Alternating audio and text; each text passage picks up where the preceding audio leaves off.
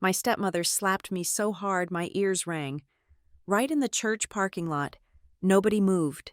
Not my father, not the pastor. Only one person crossed the asphalt, my godmother. She didn't raise her voice. She just leaned in, so close I could smell her lavender coat, and whispered one sentence that froze my stepmother's smile. "Wait till Tuesday." That's when I knew this beating wasn't the worst thing, and my stepmother had no idea what was coming. My name is Savannah Cole. I am 29 years old, and I am standing on the gray, salt-stained steps of Gracewood Hope Chapel. It's just past noon on a Sunday in Ridgeway, Ohio. The air is thin and bites at any exposed skin, a mean, damp cold that promises a worse winter is coming. Around me, the parking lot is a sea of gleaming, dark-colored SUVs, the kind that cost more than my first apartment and never see a speck of mud. The sky is a uniform, heavy gray, the color of dirty dishwater. The main doors of the chapel swing open behind me, spilling a wave of too warm air and noise onto the steps.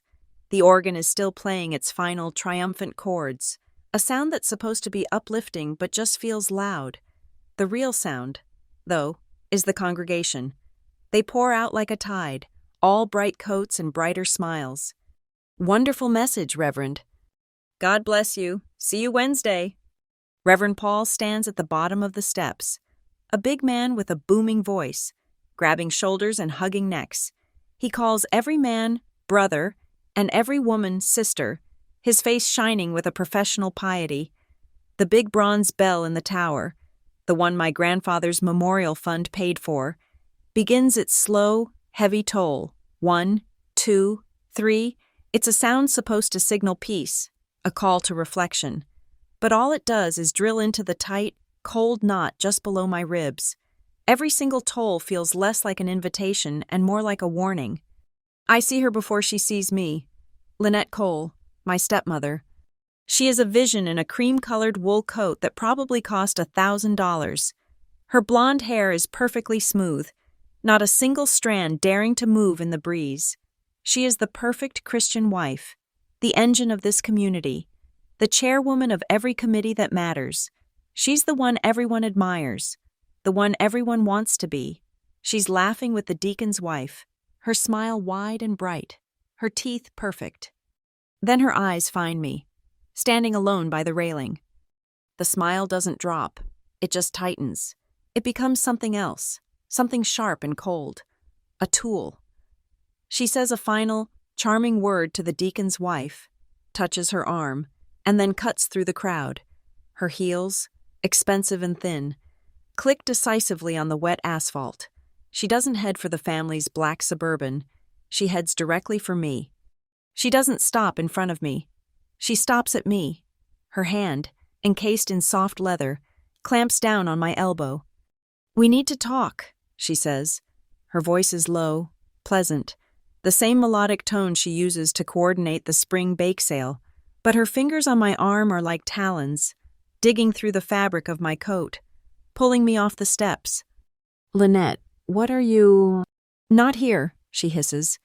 She pulls me away from the main flow of people, away from the handshakes and the God bless yous. She steers me around the side of our own gleaming Suburban, into the narrow, dead space between our car and the neighbor's spotless silver Lexus. The air here is trapped, smelling of exhaust fumes and wet pavement. She releases my arm, shoving me slightly. "What did you think you were doing?" The Christian wife mask is gone. The smile is gone. This is the real Lynette, the one who lives behind the closed doors of my father's house.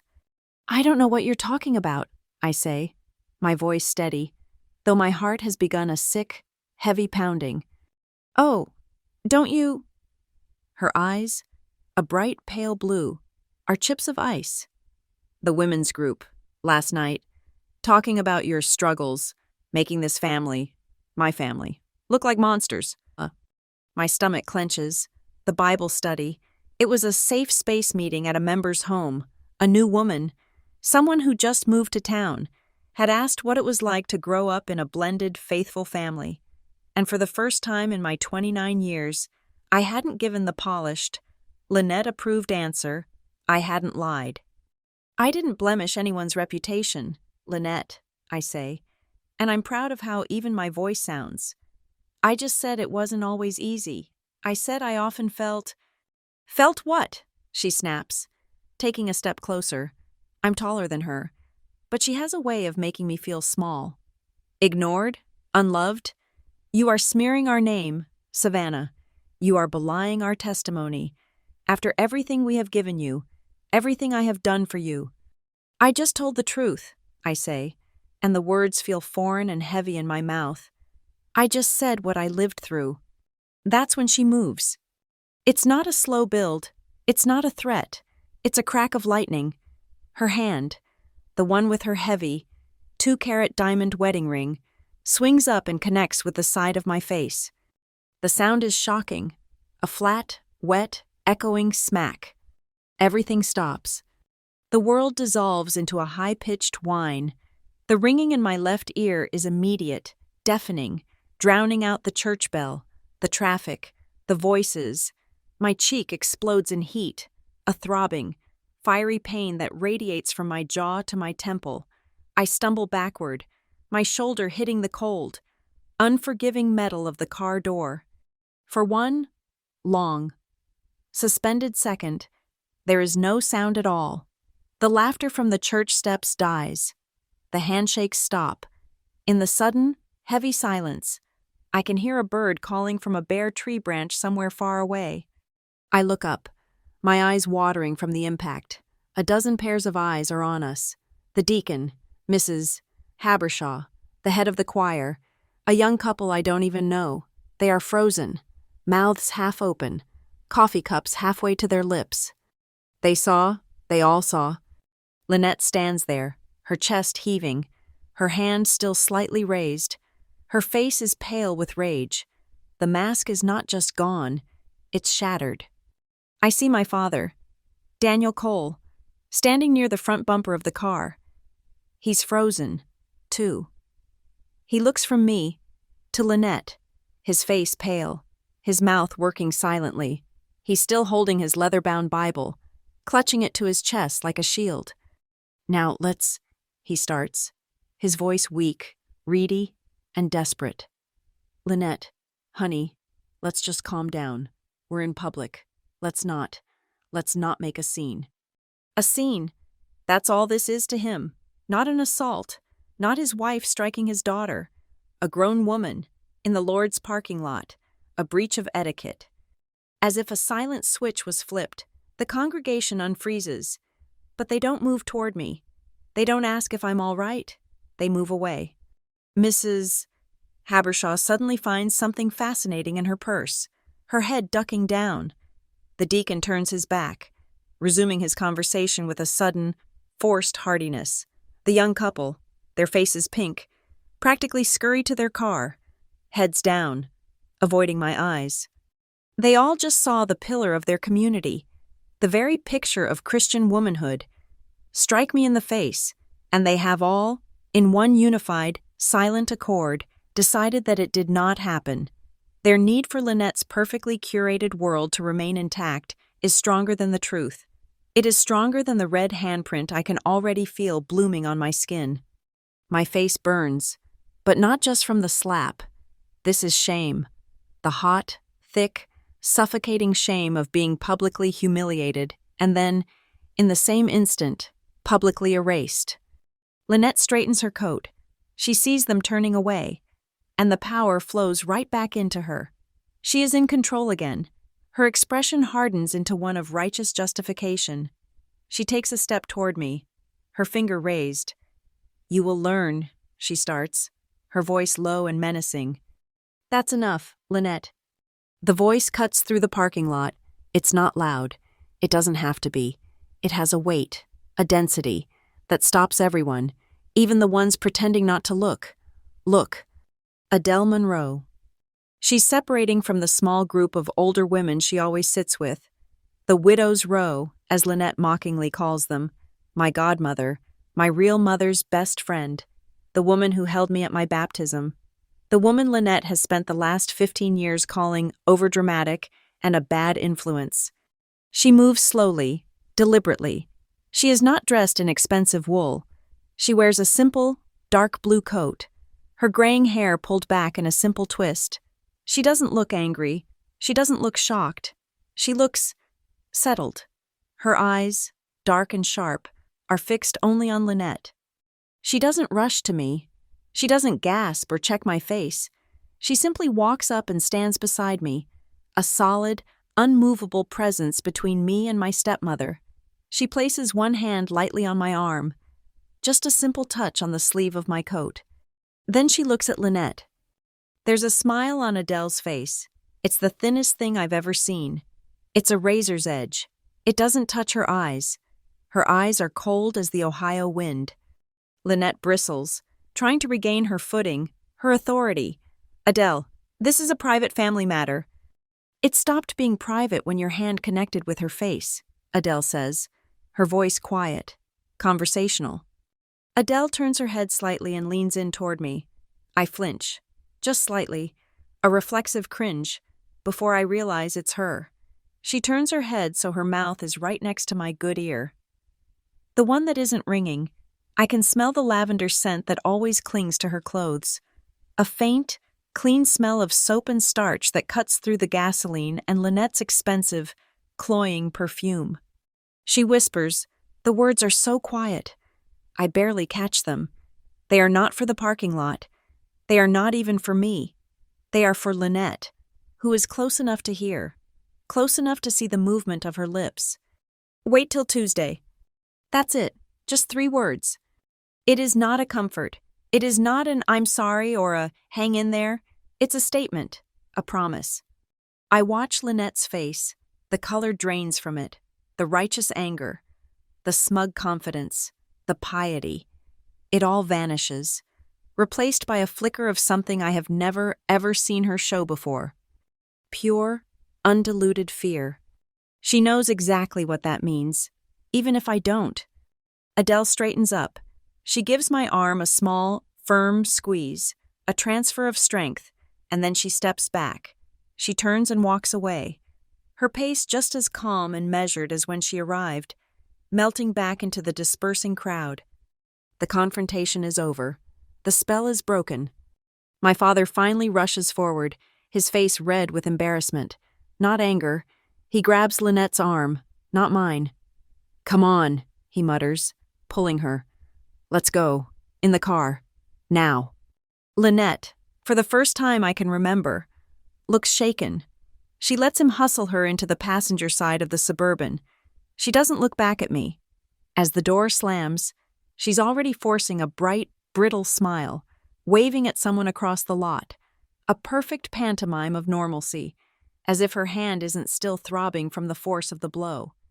I'm left alone, standing in the shadow of the car. I slowly raise a hand to my cheek. It's tender, already starting to swell. The pain is real, a deep, dull ache.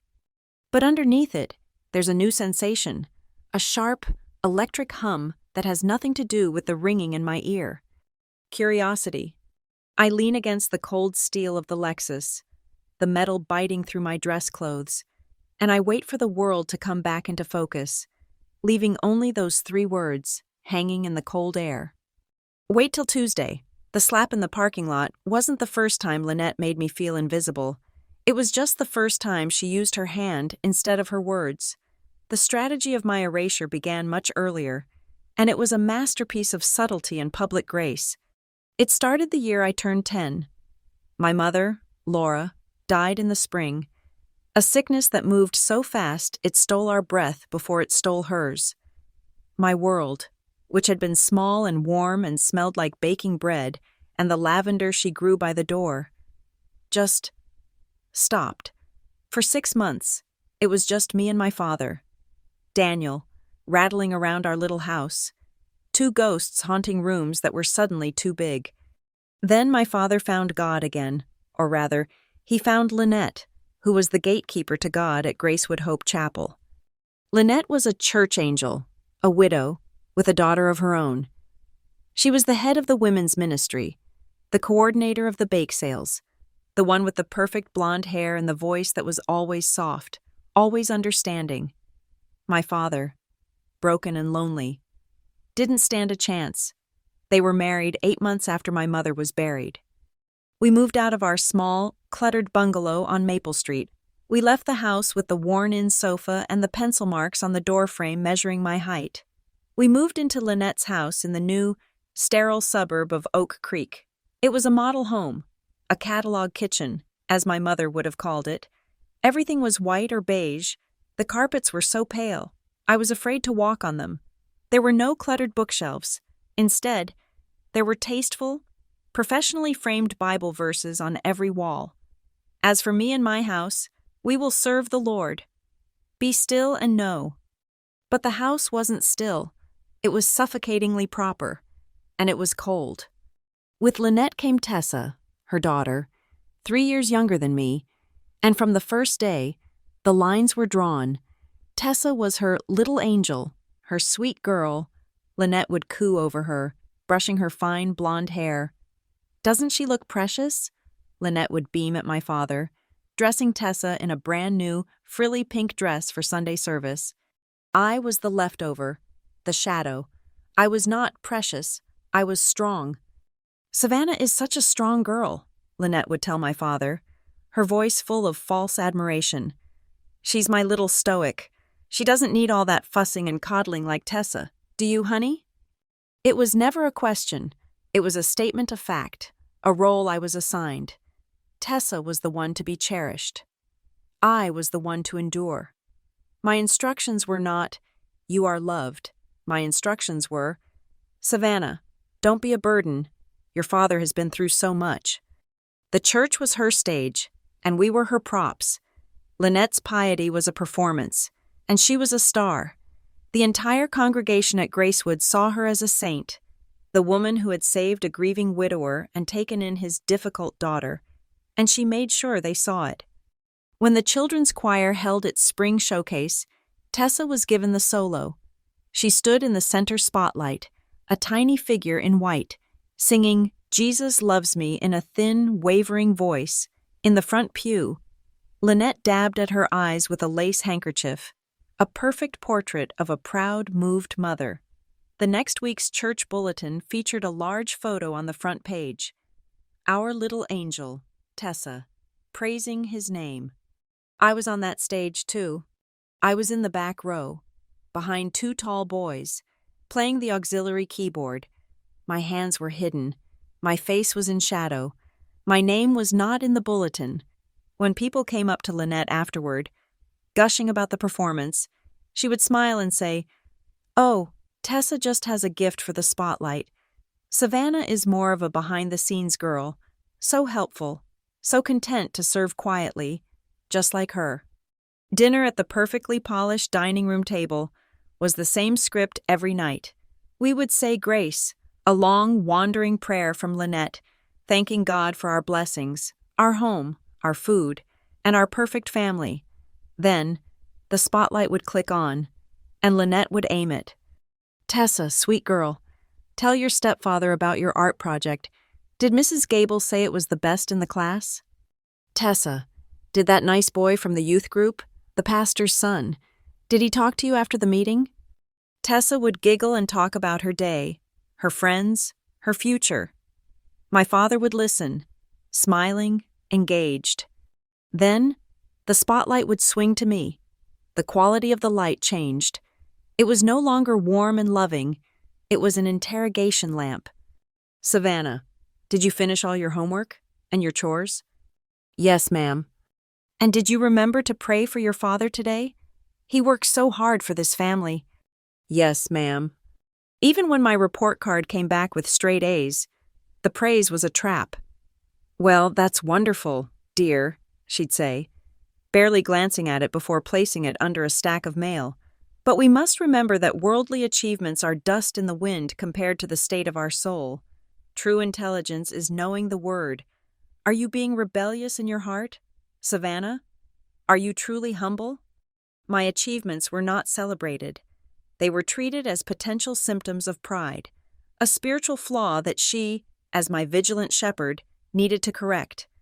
She never, ever hit me. She never raised her voice. Lynette's abuse was clean, sterile, and wrapped in scripture. When I was 12, I finally worked up the courage to voice the ache in my chest. I found her alone in the kitchen. "Lynette, sometimes I feel like you and Dad love Tessa more than me." She didn't get angry. She didn't yell. She did something far worse. Her face crumpled in on itself with a look of profound, theatrical sadness. She put her hand on her chest, right over her gold cross necklace. "Oh, Savannah," she whispered, her voice breaking. "That is the most selfish, hurtful thing I have ever heard." I froze. "After all we've done," she continued, tears welling in her perfect blue eyes. "After we gave you this beautiful home, this family, after I've treated you exactly as my own daughter, don't you know how blessed you are? The Bible tells us to be grateful. Savannah, to put others first, to have a servant's heart." She stepped closer and tilted my chin up with her finger. "You need to go to your room and you need to pray. You need to ask God to forgive that selfish, ungrateful spirit in your heart." I ran from the room, choking on sobs. She hadn't denied it. She had made it my sin. I was the problem. I was the ungrateful one. I was the one who was broken. I began to doubt my own feelings, to see my own pain as a moral failing. From then on, the roles were cemented. Tessa, the angel, was given every opportunity. She was sent to the expensive church summer camp. She went on the mission trip to the beach, which was a week of sunbathing with one afternoon of handing out pamphlets. My role was service. "Savannah is so mature for her age," Lynette would tell the other church wives, who would nod in agreement. "I can trust her with anything. While we're at the women's retreat, she's going to stay home and look after the house. She's a natural homemaker. She'll cook and clean. She understands what it means to serve, just as the Lord teaches." I became the household's invisible engine. I did the laundry. I cooked the meals when Lynette was at a ministry meeting. I babysat Tessa, and all of it was framed as my spiritual duty. My father, lost in his work and his newfound marital bliss, bought the narrative completely. He wanted peace, and Lynette was an expert at manufacturing it. "Savannah is doing so well," he'd say, giving my shoulder a clumsy pat. "She's so strong, so quiet. She's fine." He didn't want to see my pain, because acknowledging it would mean acknowledging that his perfect, pious wife was the one inflicting it. He chose to believe Lynette's lie, because the truth would have required him to act. And then there was Adele, my godmother, my mother's best friend. She was loud. She wore bright red lipstick. She laughed from her belly, and she was everything Lynette despised.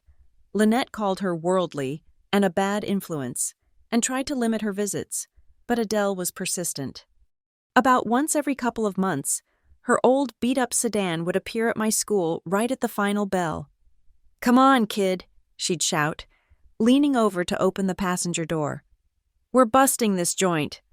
She would drive me to the greasy spoon diner on the highway, a place Lynette called unclean.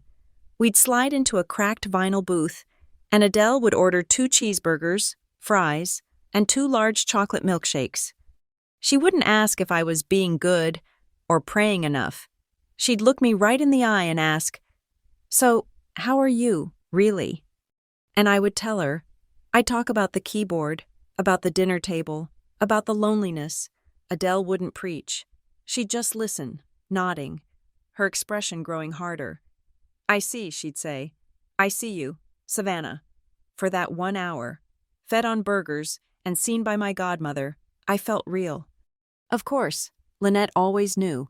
She had spies everywhere in that town. "I know Adele means well," she'd say at dinner that night, her voice dripping with false concern as she passed the green beans to my father. "But she's such a dramatic person, so full of anger. You have to be careful, Savannah, that you don't let her sow seeds of discontent in your heart. She just loves drama. Don't listen to her." She was trying to poison the only well I had. She wanted me to believe that the one person who saw my pain was the one causing it. I learned to be quiet. I learned to be invisible. I learned to live in the shadows of my own home. One Sunday night, After a long day of Tessa being praised for a drawing she'd done, I was lying in my beige, joyless room. I was 12. Through the thin walls, I could hear my father and Lynette in the living room. They were laughing. A low, soft, happy sound. It sounded like a locked door. I looked at the wall above my desk. I had pinned up a row of Sunday church bulletins, just as Lynette had instructed, to keep my heart focused on good things. My eyes landed on the photos. Tessa at the bake sale. Tessa at the Easter pageant. Tessa. Tessa. Tessa. I listened to the laughter down the hall, and I looked at those smiling pictures. And for the first time, I understood with a cold, hard clarity, this holy house, this perfect Christian family, was not a safe place for me. It was their stage, and I was just the ghost they kept to clean it. My escape began with an acceptance letter. I didn't just go to college. I fled. I aimed for the farthest possible point on the map that would still take my scholarship. The place I landed was Lakehurst State University, in Colorado. A full 1,500 miles of mountain and prairie separating me from the beige, suffocating piety of Ridgeway, Ohio. I had chosen my major with the same strategic desperation. Infrastructure engineering. I chose it because it sounded solid, permanent, and real. It sounded like the exact opposite of Lynette's world, which was built on whispers and shadows. They insisted on driving me out. It was not an act of love. It was a performance of parental duty. One last chance for Lynette to demonstrate her martyrdom. The 18-hour drive was a masterclass in tension. My father, Daniel, drove with both hands gripping the wheel, his knuckles white. Lynette controlled the Christian radio station, a non-stop loop of soft-voiced men promising grace and damnation, and Tessa, who had been forced to come along, sulked in the back seat, the light from her phone illuminating her bored face. The parking lot of Braxton Hall, my freshman dorm, was a vibrant chaos of families. Minivans were overflowing with mini fridges, IKEA lamps, and tearful mothers. My family just stopped. We stood by the trunk of the rented Suburban, next to my 2 battered suitcases and a single cardboard box. This was Lynette's cue. "Let us pray," she announced, her voice projecting just loud enough for the family unloading a Jeep next to us to hear. She placed her hands on my shoulders. "Heavenly Father," she began, her voice taking on its formal, public tremor. "We commit this child to you. We pray you keep her safe from the worldly temptations of college, from the influences that would lead her astray. We pray you fill her with a humble spirit, that she may remember the family that raised her in your light, and not be swayed by pride or rebellion." It was a 5-minute sermon delivered to the asphalt, a public branding. I was not a daughter being sent off. I was a potential liability being handed over. When she finished, she didn't hug me. She turned to Tessa, who was leaning against a fender, and pulled her into a fierce, theatrical embrace. "Oh, my sweet girl," she whispered, her voice thick with sudden, public tears. "It's so hard, these goodbyes. I'll miss you so much on the drive home." Tessa, to her credit, just rolled her eyes over Lynette's shoulder, looking profoundly annoyed. Then, Lynette released her and turned to me. The tears evaporated instantly. The church movie was over. She placed a hand on my arm, her nails digging in. "Well, Savannah," she said, her voice crisp and businesslike. "You're strong. You've always been the strong one. You'll be fine." It wasn't a compliment. It was a dismissal. It was the same label she had always used to justify her neglect. My father shuffled forward, his hands deep in his pockets, his face a mask of discomfort. He looked like a man trapped, and he was... "Savannah," he muttered, avoiding my eyes. He pressed something small and heavy into my hand. I looked down.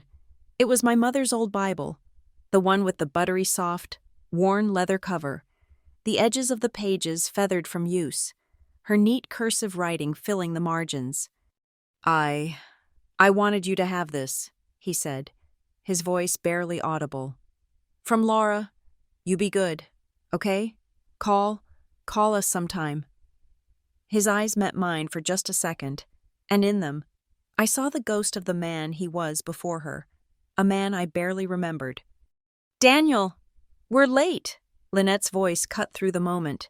She was already in the passenger seat, tapping on the window. "We have to drop this car at the rental return and get to the airport. The evening ministry meeting is at 7, and I cannot be late." Just like that, the ghost was gone. My father gave me a final, helpless look, a tiny shrug that said, "What can I do?" and walked away from me, getting into the car. I didn't watch them drive off. I turned, grabbed my 2 suitcases, and hauled them up 3 flights of stairs to my new home. The room was a box. Cinderblock walls painted an industrial, soul-sucking beige, a narrow steel-frame bed with a thin mattress, a wooden desk, bolted to the wall. It smelled like disinfectant and stale air. I sat on the bare mattress, the silence of the room roaring in my ears. My mind flashed back 2 years, to the day we had moved Tessa into her dorm at the local Ohio college, the one just 40 minutes from home. It had been a family project. My father and I were commanded to paint her room a soft rose. Lynette had bought a brand new, matching comforter set, a white shag rug, a new mini fridge, and string lights. They threw her a dorm warming party, complete with cupcakes for the entire floor. I looked around my empty, sterile room. I had no posters, no new rug, no family helping me assemble shelves. A wave of profound, crushing loneliness washed over me. I was 18 years old, 1,500 miles from anything I knew, and I had nothing but a box of clothes, my mother's Bible, and the ache in my face from the parking lot. Then, a second feeling, strange and powerful, pushed the loneliness aside. I was free. This was my room. This was my box. Lynette's rules did not apply here. Her voice could not reach me. Her opinions could not stain the air. I could breathe. For the first time in nearly a decade, I could actually, fully, breathe. The scholarship covered tuition, but books and food were on me. I got a job within the week. It wasn't glamorous. It was in the basement of a small local engineering firm, scanning and filing old blueprints in their records archive. I spent my nights and weekends in a dusty, fluorescent-lit room that smelled like old paper and coffee. And I fell in love. I unrolled blueprints yellowed with age, plans for storm drainage systems, highway overpasses, and the complex rebar grids hidden inside concrete retaining walls. I was holding the plans for the invisible skeleton that held the city together. Nobody sends a thank you card to the engineer who designed the culvert that keeps their basement from flooding. Nobody thinks about the load-bearing capacity of the bridge they drive over every single day. They just trust it to be there. They trust it to work. I saw myself in those precise, careful lines. I was the unseen, unthanked support system, the quiet strength that kept everything else from collapsing. I wasn't just scanning paper. I was finding a new language, a new religion. My only real family became a video call. My godmother, Adele, called me every Sunday night, without fail. Her face would pop up on my small laptop screen, her smile warm and real. "How are you, really, Savannah?" she would ask, and I would tell her. She sent care packages filled with things Lynette would have called frivolous: thick wool socks for the Colorado winter, bags of expensive, dark roast coffee beans, journals with good, thick paper. She was my lifeline. "I know Adele means well," Lynette's voice said, thin and cold over the phone during one of my rare, obligatory calls home. "But she is just so indulgent. She always did spoil you. You have to be careful not to develop a sense of entitlement." Savannah. The holidays were the worst. The invitations home were always hollow. "We know, honey. Plane tickets are just so terribly expensive." Lynette would sigh. "We'll just miss you terribly and pray for you at the Thanksgiving table." Then, on Christmas morning, my phone would light up, a tag. I'd open Instagram and see it. The perfect family portrait, posted an hour ago. Lynette, my father, and Tessa, all home from her nearby college, dressed in matching red sweaters, smiling in front of their perfect fireplace, I was a digital footnote, tagged in the caption, "Missing our adventurous Savannah, who is so far away in Colorado. We are so proud of her independence." It was the same old performance, just repurposed for a new audience. I was the strong one, the independent one. It was just a new, long-distance way of saying, the one we don't have to bother with. So, I muted them. I silenced the family group chat. I let my father's increasingly infrequent calls go to voicemail, listening to them later, hearing the exhaustion in his voice, the hollow echo of Lynette's coaching in the background. I focused. I poured every ounce of myself into my classes. I lived in the engineering lab, running structural simulations on the computers until 2 in the morning. I learned about soil mechanics, fluid dynamics, and the precise, beautiful math of tension and compression. In my 3rd year, a professor noticed Dr. Aris, a tough, brilliant man who taught advanced structural analysis, stopped me after a presentation. "Cole," he said, his voice blunt, "your simulations are elegant. You don't just solve the problem, you see the whole system. Have you thought about an internship at Harborline Structures?" Harborline. They were the biggest firm in the state. They didn't just file plans. They built the bridges. They built the dams. I got the internship. I called Adele the night I was accepted, walking across the cold campus quad, my voice thick with an emotion I couldn't name. I told her everything. The firm, the projects, the opportunity. She was quiet for a long moment. When she spoke, her voice was full of a fierce, proud joy. "Savannah," she said, "I am so proud of you. Do you know what you're doing? God sometimes has to move you clear across the country, away from a cold, empty dinner table, just so he can give you the tools to build a brand new house for yourself." A new house for myself. The words stayed with me. This wasn't just about a career. This was about building something solid, something permanent, a life, a foundation, a space that Lynette Cole could not touch, could not control, and could not step into with her perfect, pious, judgmental voice. The idea took root, a small, hard seed of iron and concrete. One day, I would own a space she could never, ever enter. The internship was my first taste of real power. I wasn't in a basement anymore.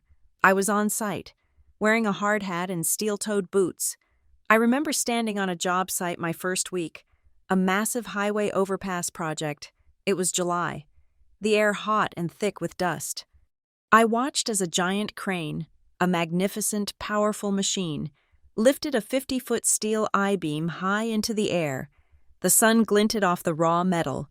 The beam swung slowly, majestically, over the concrete pylons.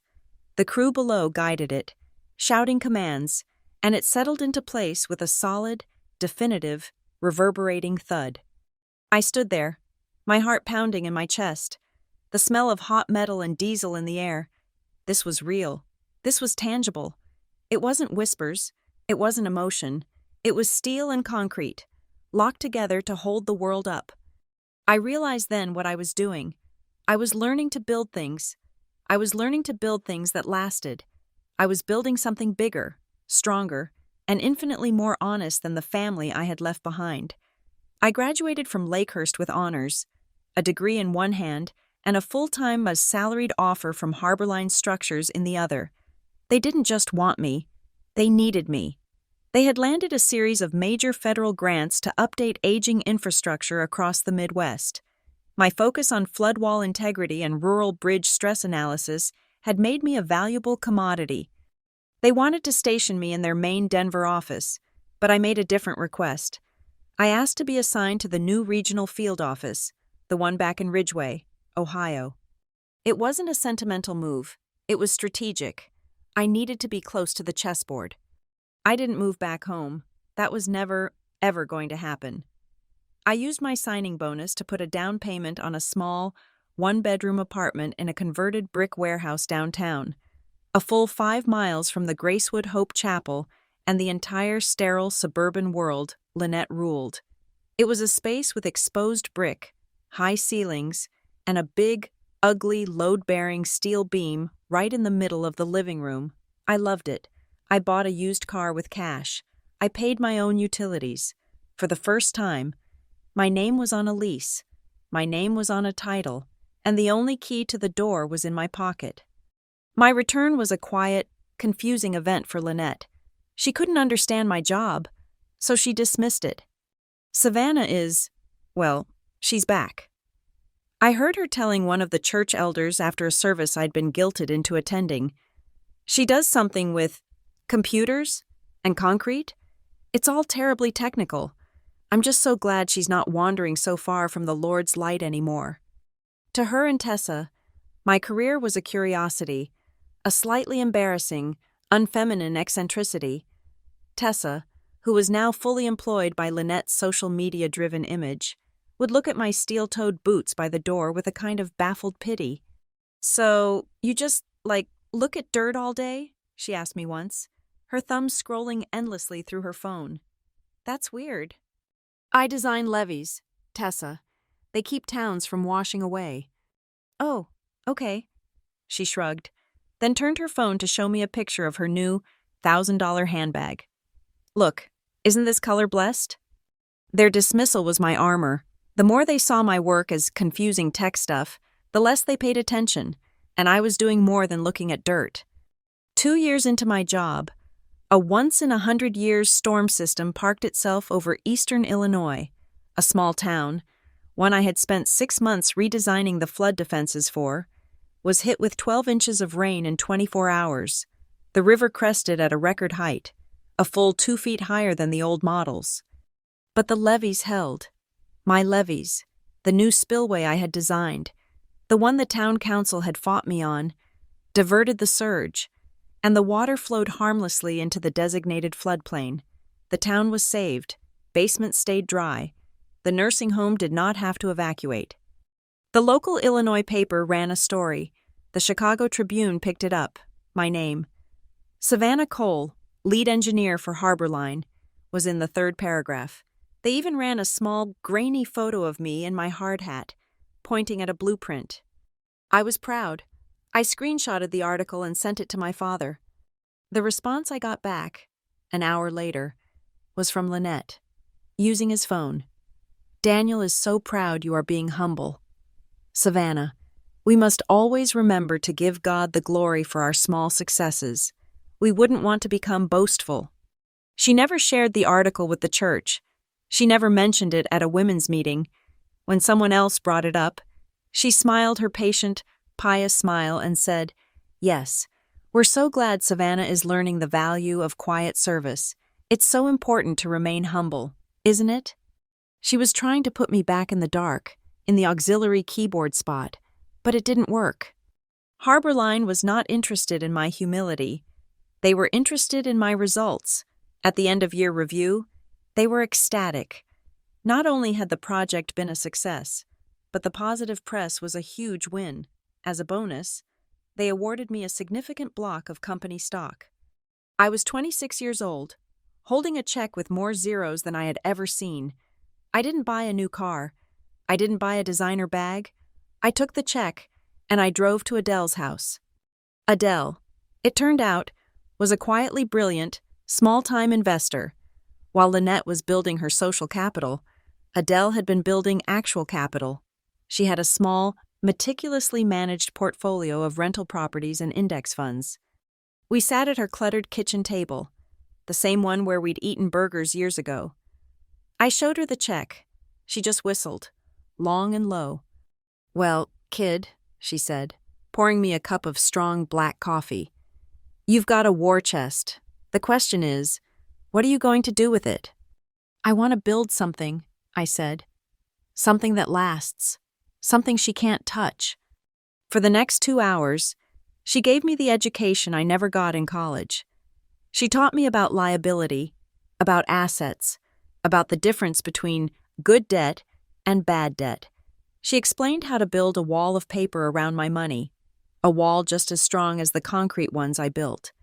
"Lynette's power is built on air," Adele explained, tapping a pen on a legal pad. "It's built on what people think she is. It's built on reputation and favors and whispered promises in the church hallway.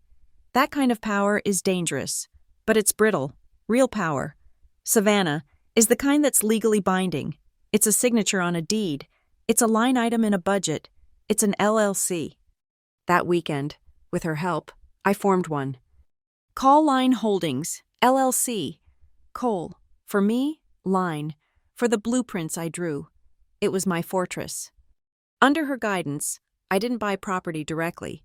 Instead, I used my stock and savings to buy into small, fractional shares of low-income rental projects, duplexes, small apartment buildings, starter homes.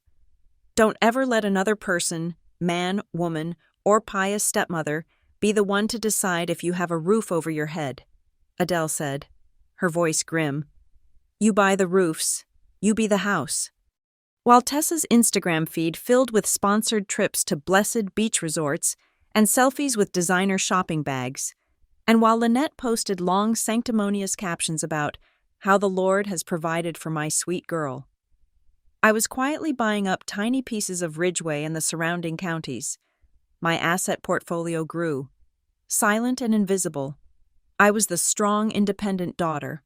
All right, I was independent in a way Lynette could not possibly comprehend. The turning point came 3 months ago. I was promoted at Harborline. Again, I was now the lead project manager for the entire Tri-County area, and my first major assignment landed on my desk. It was a city-funded, state-matched grant for a new comprehensive flood prevention and community center. It was a massive project, designed to protect the low-lying southern neighborhoods of Ridgeway, the ones that always got water in their basements during the spring thaw. I read the proposal, and my blood ran cold. The city's grant was contingent on private matching funds, which were being generously spearheaded by a coalition of local faith-based organizations. I scrolled to the addendum, the head of the fundraising committee, the name signed on every single document. The person responsible for collecting and dispersing the community-raised money was Lynette Cole. She was the head of a newly formed special project for Gracewood Hope Chapel, the Faith Builds Community Committee. I felt like I was standing on a job site, watching the ground give way under a faulty pylon. This wasn't just a bake sale, this was a multi-million-dollar grant, and she was at the center of it. I started to dig, quietly, using my access as the lead engineer. I pulled the city's copies of the funding proposals. I cross-referenced the numbers with the public-facing statements Lynette was making in the Ridgeway Gazette and in the church bulletins. The numbers didn't match. It wasn't a huge discrepancy, not yet, but it was there, a 5% gap here, a 10% gap there. The donation amounts Lynette was reporting to the public, the numbers she was using to solicit more donations, were significantly higher than the numbers she had officially pledged to the city's matching fund. There was a buffer, a slush fund, thousands and thousands of dollars, floating in a nebulous space between donated and received. And Lynette, as head of the committee, was the only person with access to that account.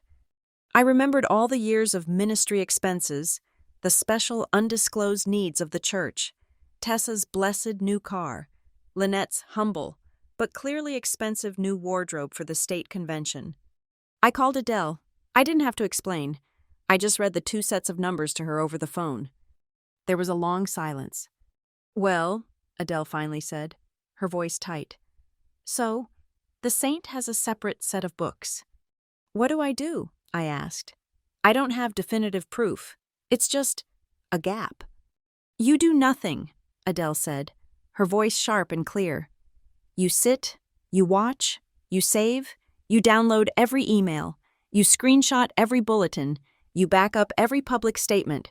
You are an engineer. Savannah. You know that a structure can look perfectly fine on the outside, right before it collapses from internal rot. She paused.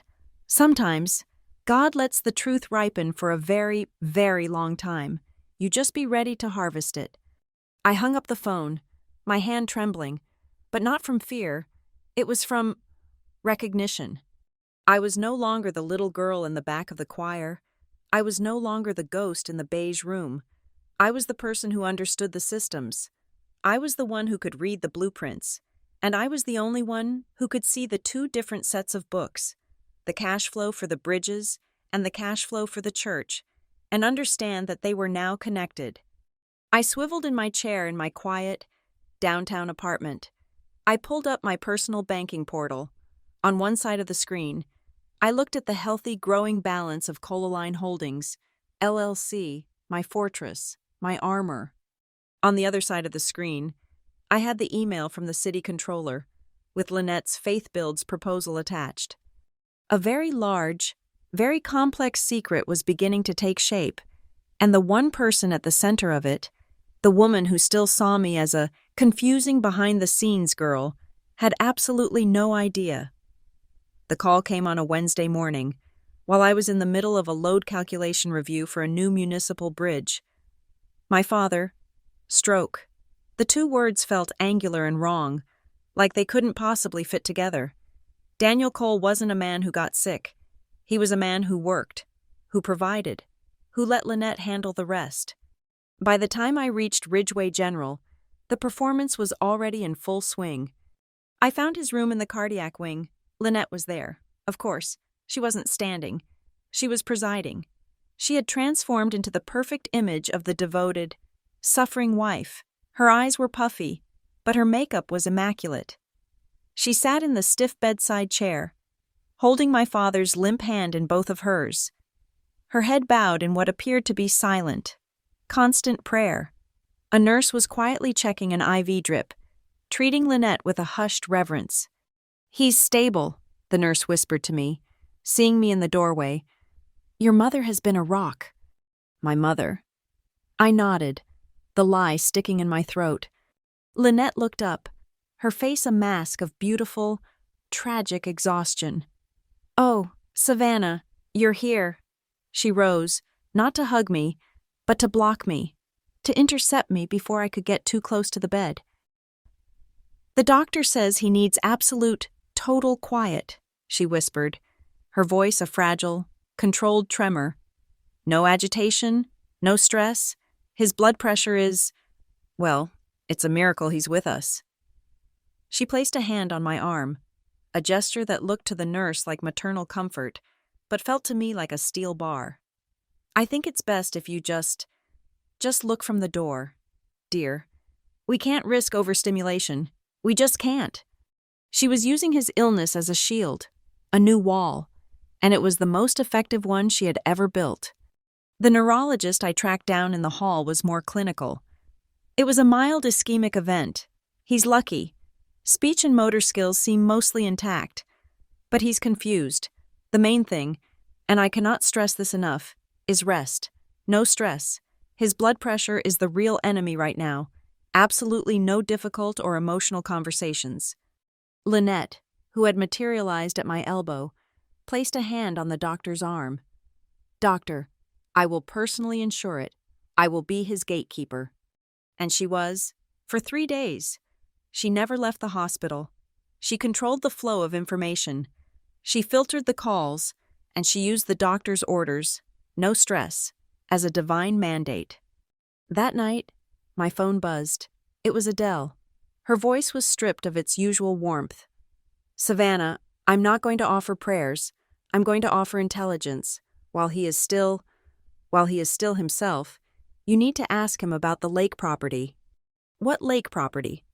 "The cabin. The little 2-acre plot up by Heron Lake. Your mother's land. The land she had before she ever met Daniel. The place she used to take you, where you two would camp. She loved that place." I had a flash of memory, so faint it was almost a dream. The smell of pine needles and damp earth, the flicker of fireflies, my mother's laugh echoing over dark water. "She always meant for you to have it," Adele said, her voice tight. "But after she passed, Daniel had to handle the estate. The papers are in his name now, or they were. With Lynette running the show, you need to know what she's doing with them." A cold, sharp fear, entirely different from the fear for my father's health, settled over me. The next day, I took my lunch break in my car. I called Mr. Harding, the family's estate lawyer, a man who had known my father for 30 years. I put on my best concerned daughter voice. "Mr. Harding. Hi, it's Savannah Cole. With my father's situation. I'm just trying to get a handle on all his affairs. Make sure everything is in order. I wanted to confirm my contact information is correct on his updated will. There was a papery rustle on the other end, then a dry cough. Well, Ms. Cole, Savannah, yes.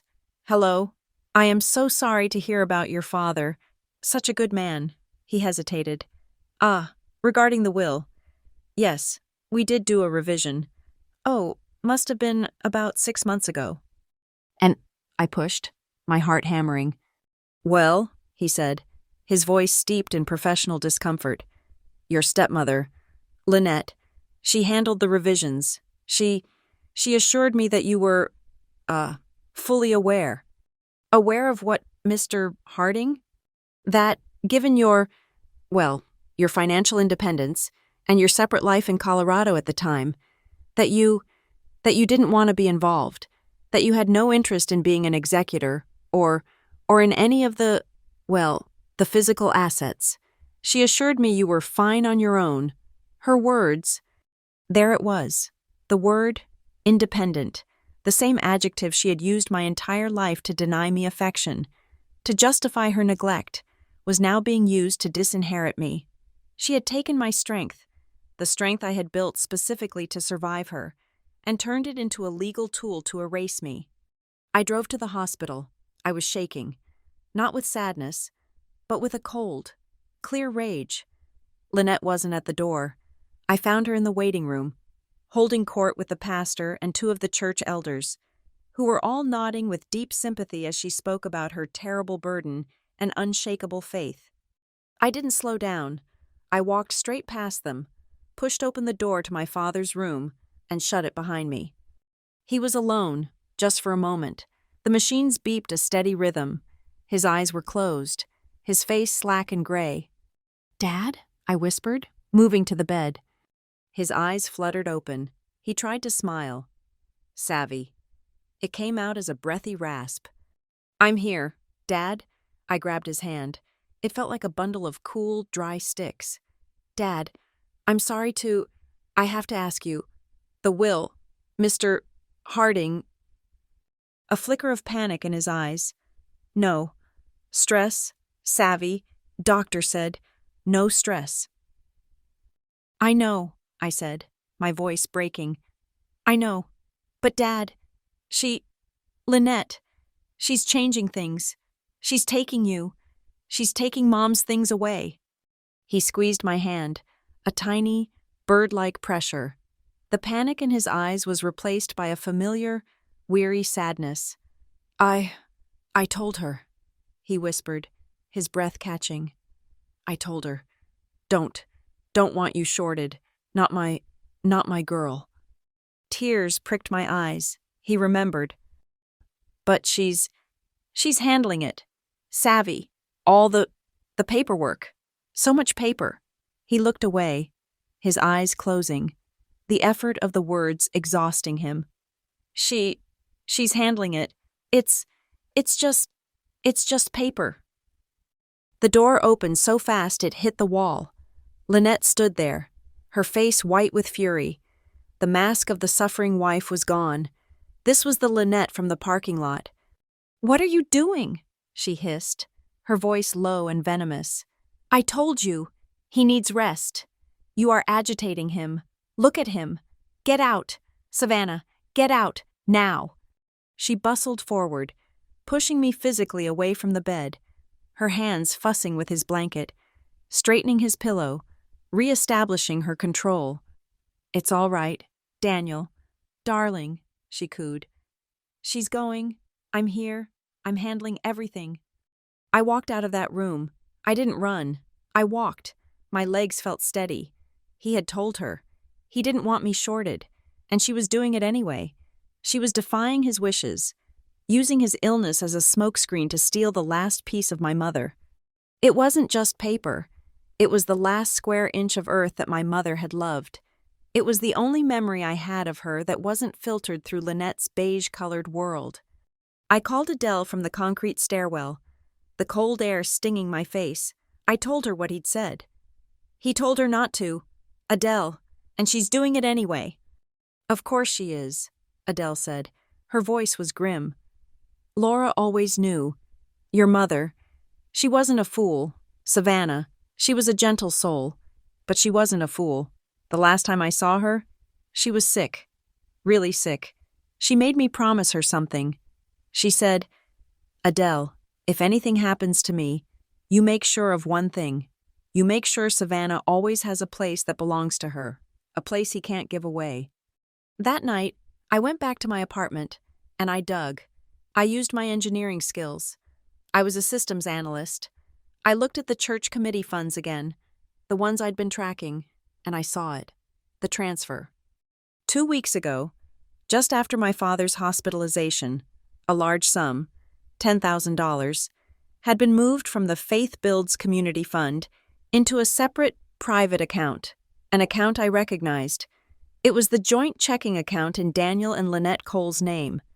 She wasn't just planning to steal my inheritance, she was already stealing, using my father's signature on the joint account as her legal shield.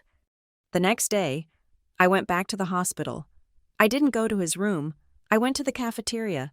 I knew she held her grief court there at noon.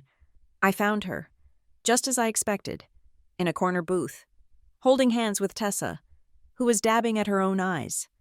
I slid into the booth opposite them. My coffee cup hit the table with a sharp clack. They both looked up, startled. Savannah, Lynette said, her voice full of false sympathy. We were just remembering your father's strength. I spoke to Mr. Harding, I said. My voice was low, flat, and cold. And I spoke to Dad. Tessa looked confused. What? Lynette's eyes narrowed. The sympathy evaporated. This is hardly the time, or the place. Your father is... He's sick, I interrupted, which makes it all the more disgusting that you're using this time to steal from him, and from me. Steal? Lynette's voice rose, and 2 women at the next table looked over. She lowered it. How dare you? I am trying to protect your father's estate.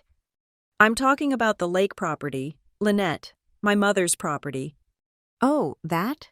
Tessa said, with a dismissive wave of her hand. Mom, you said that was just some broken-down old cabin. You said you were going to sell it and donate the money to the new building fund. I just looked at Lynette. Her mask was perfect. She smiled. It was the thinnest, most reptilian smile I had ever seen. She leaned across the table, her voice dropping into that familiar, pious, condescending purr. Savannah, she said, as if explaining something to a very stupid child. I am trying to protect your father, and, frankly, I am trying to protect your soul. My soul. Yes, you are so worldly, so focused on things, on dirt, on paper, on land. She shook her head, a perfect picture of disappointed grace. You have the Lord. Savannah, you have eternal life. Why on earth do you need a deed to a piece of dirt? There it was. She was using Jesus to justify grand larceny. She was calling me greedy for wanting the one thing my mother had left me. She was making my grief, legacy, into a worldly sin. I looked at her, and then at Tessa, and I didn't feel shame. I didn't feel guilt. I felt nothing, just a cold, hard, perfect clarity. I stood up. I didn't yell. I didn't argue. I didn't cry. I just looked down at her. I see, I said. Thank you for clarifying. I turned and walked out of the cafeteria, the sound of her sputtering, well, I never, fading behind me. A new line had been drawn. This was no longer about feelings. This wasn't about being ignored at the dinner table or passed over for a solo. This was about justice. This was about my mother's name. I was in my car, gripping the steering wheel. When I called Adele, I told her, word for word. She said, You have the Lord. Why do you need land? There was a long, heavy silence on the other end of the line. I could hear Adele breathing, a slow, measured rhythm. When she finally spoke, her voice was changed. It was cold steel. All right, she said. That's it, then. What? It's time, Savannah. It's time you knew exactly what your mother left for you. The real thing, Laura.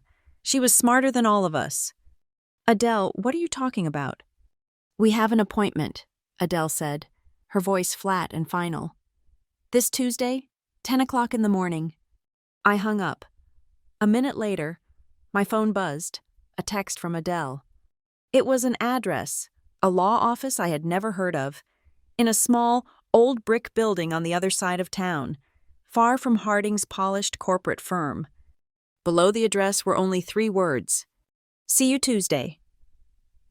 That Tuesday morning, the address Adele had sent led me to a part of Ridgeway I barely knew. It was a quiet, tree-lined street of old 3-story brick buildings, the kind that had housed the town's original lawyers and doctors a century ago. There was no gleaming corporate logo, just a small, gold-leaf sign on a heavy wooden door. Harriet Doyle, Esca, walk-ins unwelcome. Adele was waiting for me in the lobby, which looked more like a university library than a law office. The walls were lined floor to ceiling with thousands of books, not just law books, but history, philosophy, and engineering texts. The air smelled of old paper, floor wax, and strong coffee. She's ready for us, was all Adele said, her face grim. She led me into an office. Harriet Doyle was not what I expected. She was a woman in her late 60s, with a shock of brilliant white hair, piercing blue eyes, and a crisp, dark suit. She stood as we entered, shook my hand firmly, and said, "Ms. Cole, I've been waiting to meet you for a very long time. Please, sit." Her desk was an enormous, ancient slab of mahogany, perfectly organized. Adele sat in the chair beside me. There was no small talk. Harriet clasped her hands on the desk. "Savannah, I was your mother's lawyer, and I am Adele's friend. What we are about to discuss is protected by attorney-client privilege and, frankly, a promise I made to your mother, Laura, almost 21 years ago." She reached to the credenza behind her and retrieved a single, thick, burgundy-colored file, bound by a faded ribbon. It was sealed with wax. She placed it on the desk in front of me. The label, written in my mother's elegant, familiar script, read, "Savannah Cole, Trust of Laura Cole." "What is this?" I whispered, my hand hovering over it, afraid to touch it. "That," Harriet said, "is your armor. That is the house your mother built for you before she ever got sick. Laura was a gentlewoman, Savannah, but as Adele has told you, she was not a fool. She knew your father's pliable nature, and while she loved him, she did not trust him to protect you from the world, or, as it turns in, from his future wife." Harriet broke the seal and opened the file. "Your mother and Adele, as her witness, established an irrevocable living trust. 3 months before she died, she funded it with 2 assets. First, the 2-acre property at Heron Lake, including the cabin and all mineral rights, which she owned free and clear. Second, a small investment portfolio, which she had started with her first paycheck and meticulously, secretly, fed for a decade." My head was spinning. "But I thought, Dad, the will—" "A will," Harriet interrupted, holding up a finger, "governs an estate. A trust is a separate, living entity.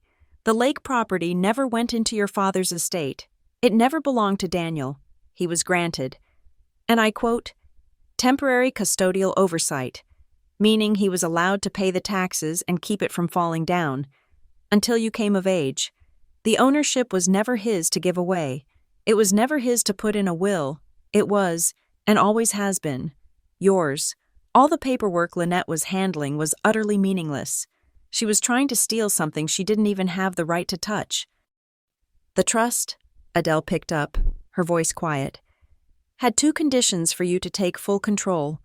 The first was that you reach the age of 25.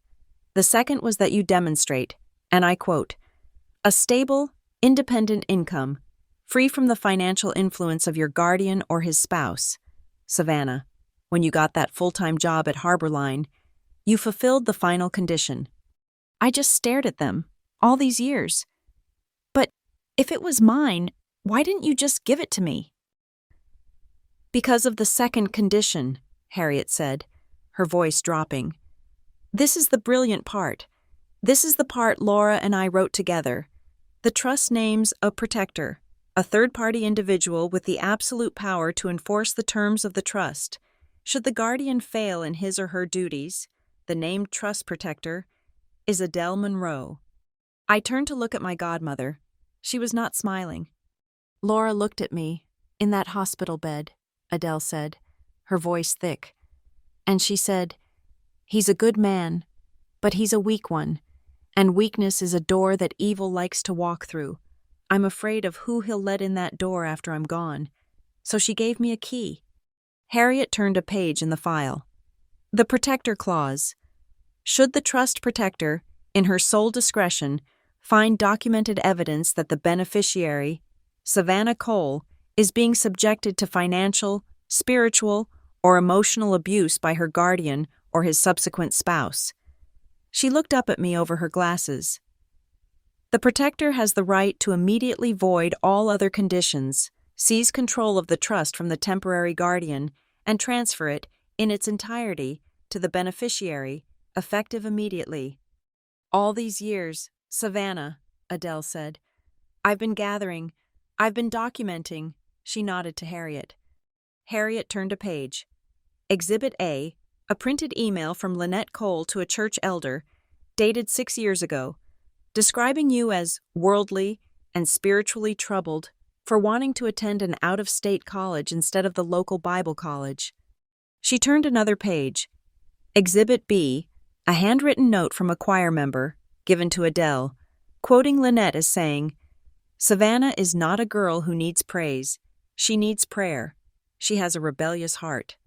She was poisoning the well, Adele said, building a public case against your character, year after year, so that when the time came to cut you out, everyone would just nod and agree that you were the difficult, ungrateful one. I was waiting. Savannah, waiting for you to be strong enough to face her, and waiting for her to make a mistake big enough to break her. And she made one, Harriet said, her voice laced with ice. A big, stupid, arrogant one. I sent a standard status of trust inquiry to your father's office a year ago.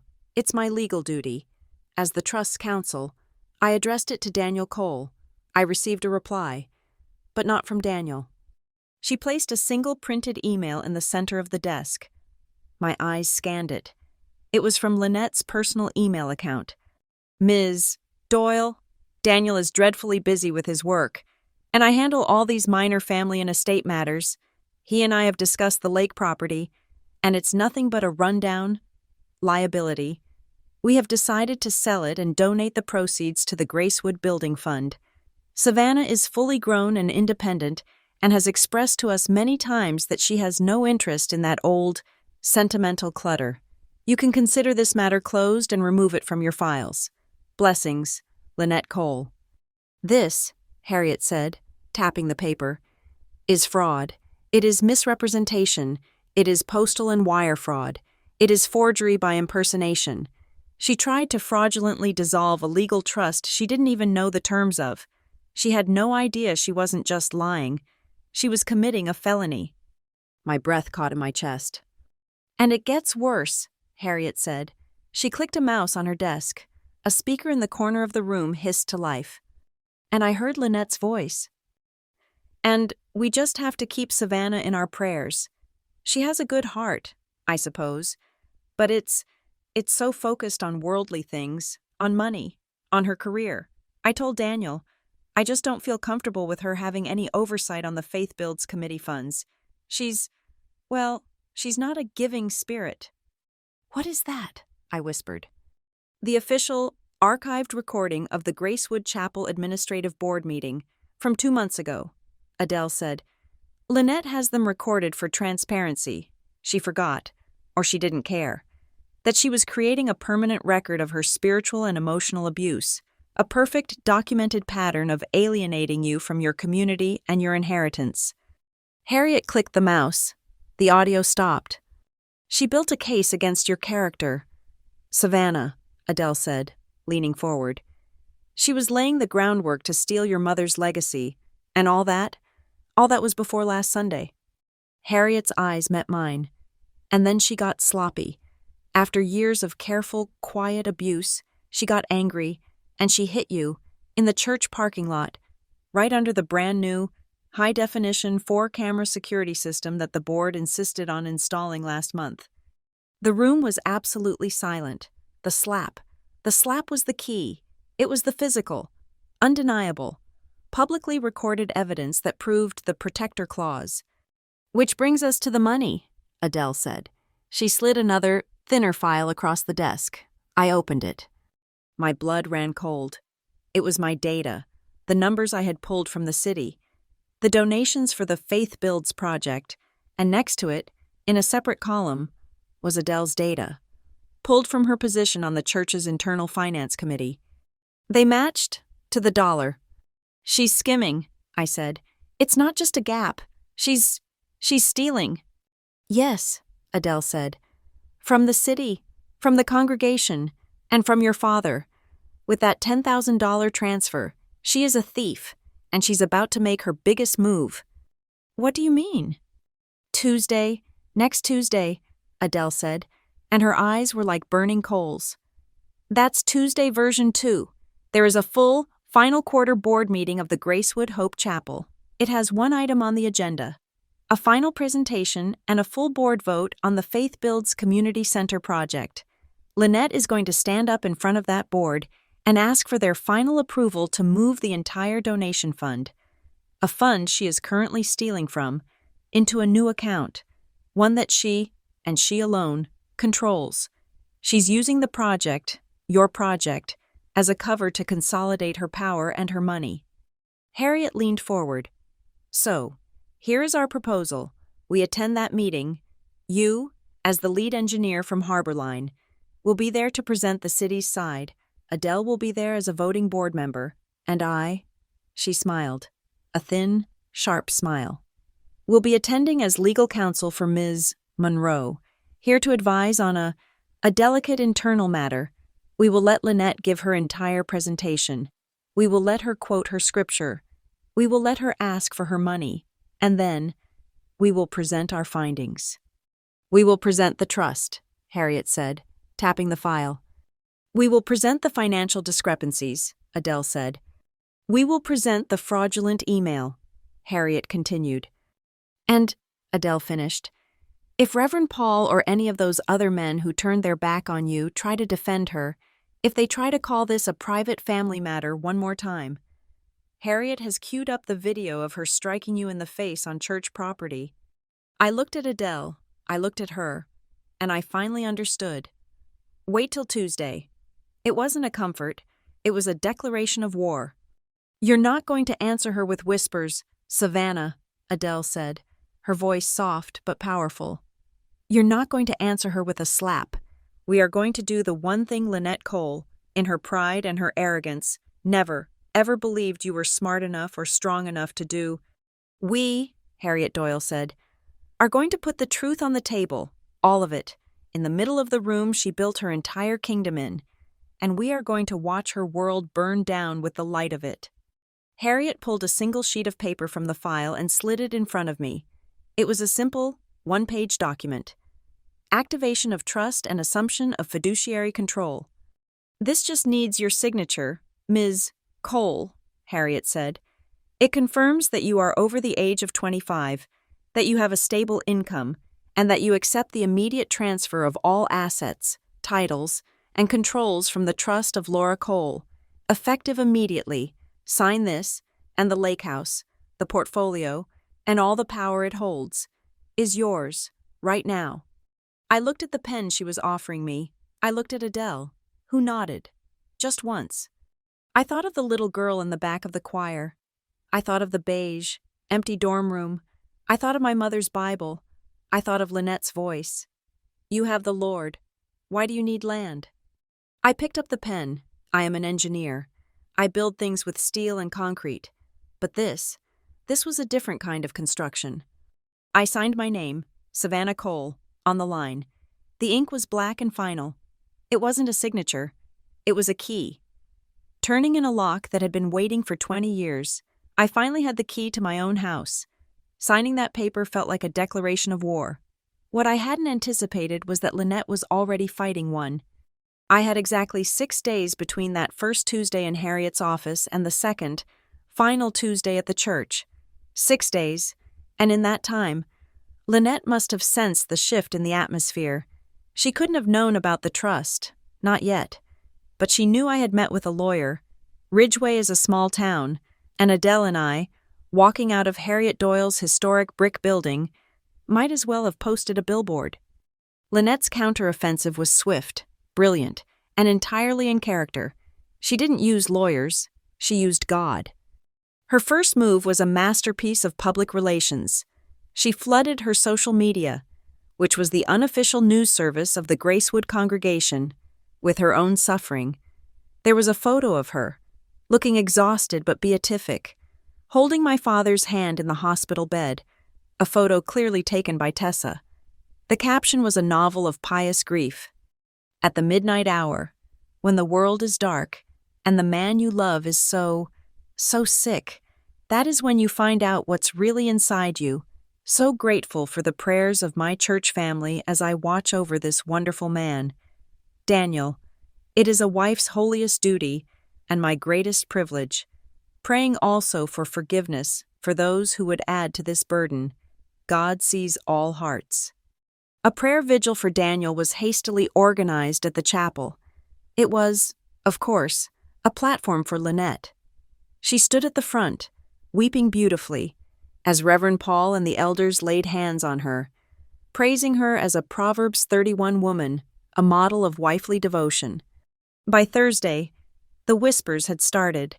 The church's prayer chain, a system more efficient than any modern intelligence agency, was mobilized. But they weren't just praying for Daniel. They were talking about me. Did you hear? The whispers went, over potluck casseroles and in the aisles of the grocery store. Savannah Cole, that older daughter, the one who left. I heard she's suing Lynette. Suing her, while her own father is on his deathbed. No, I heard she's trying to get the house. She's greedy, thinks she's entitled to everything. It's that godmother, Adele. She's always been a troublemaker, stirring up drama. She's poisoning Savannah's mind against her own family. It was perfect. In less than 48 hours, she had rewritten the narrative. I wasn't a victim. I wasn't an engineer. I was the greedy, worldly, ungrateful daughter, stirred up by a dramatic old woman, come to kick my saintly, suffering stepmother while she was down. She was using the same words she had used to disinherit me. Greedy, worldly, dramatic, and weaponizing them with the entire community. The pressure came from all sides. My phone, which had been silent for most of my adult life, was suddenly buzzing, not with support, but with judgment. Savannah, this is not what a Christian daughter does. Your stepmother is a saint. You should be ashamed. Then came the call that almost broke me. It was Friday night. I was at my apartment, staring at the stack of evidence Harriet had given me. The room dark, the silence roaring. My phone buzzed. The caller ID. Ridgeway General. I snatched it up. Dad? Savvy. His voice was still weak, slurred at the edges. But it was him. It was the first time he had called me. Dad, are you okay? What's going on? I'm okay. Honey, they're moving me to rehab tomorrow. I'm coming back. That's amazing. Dad, that's the best news. There was a long, wheezing breath on the other end. Savvy, he said, and the strength seemed to go out of his voice. You have to stop. My blood went cold. Stop what, Dad? This fighting. Your stepmother. She's... He sighed, a sound of profound, bottomless exhaustion. She's taking care of me. Savvy. She's been here. Every day. She holds my hand. She reads to me. She's a good woman. Dad. Please, he whispered, and I could hear the tears in his voice. I can't have this. The stress. I'm I'm not strong enough for this fight. Don't make me. Don't upset her. Savannah, please. She's she's all I have right now. Just let it go." The line clicked. He was gone. I sat in the dark, the phone heavy in my hand. He hadn't asked if I was okay. He hadn't asked about the slap. He had asked me to protect his peace. He had asked me to protect her, the woman who was, at that very moment, stealing from him. And I wavered. I put the phone down and looked at the pile of files on my table. The trust, the financial reports, the emails. What if I was the monster? What if I was just being worldly? What if I was the greedy, dramatic one? Lynette's voice, Harriet's voice, my father's voice, they were all swirling in my head. You have the Lord. Why do you need land? Don't upset her. She's a saint. You're greedy. Maybe I should just let it go. Maybe I should just walk away. Let her have the stupid cabin. Let her have the dirty money. Was it worth this? Was it worth being this person? The one who tears a family apart? The one who brings her worldly evidence into a house of God? I was a breath away from calling Adele and calling it all off. My phone buzzed again. A text from Adele. "Meet me? 10 minutes? The diner." The old greasy spoon diner. Our place. I was too numb to argue. I just went. I slid into the cracked vinyl booth. The air smelled like old coffee and fried onions. Adele was already there, a cup of black coffee in her hands. She didn't say hello. "You're wavering," she said. It wasn't a question. I just nodded, my throat too tight to speak. "Your father called you." I looked at her, shocked. "How?" "Because that is her playbook, Savannah," Adele said, her voice hard. "She has him. She's turning him against you, using his own weakness as a weapon. She's a predator, and she's isolating her prey. And right now, that's you. She said I was being worldly. Adele, that I was greedy, my own father. He just wants peace. Maybe he's right. Maybe I should just—" "Stop." Adele's voice was sharp. She reached into her bag and pulled out a single, folded piece of paper, not a thick file, just one page. "This is not about peace. This is not about your soul. This is about theft. And your mother knew it would be." She slid the paper across the table. It was another email. "Harriet found this in a follow-up search," Adele said. "This wasn't sent to Mr. Harding, the family lawyer. This was sent to a real estate lawyer in the next county, 3 days after your father's stroke." I unfolded the paper. It was from Lynette's email address, the same one. "Mr. Jacobs, per our phone call, I am moving forward with the private, as is, sale of the Heron Lake property, title number 47B. My husband, Daniel Cole, is incapacitated, but I hold his full power of attorney for all real estate transactions.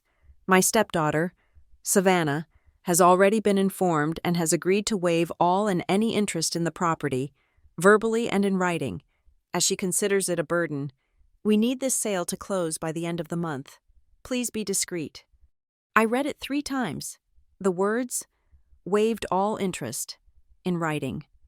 I never wrote that," I whispered, the paper trembling in my hand. "I know," Adele said. "You've never even spoken to this man.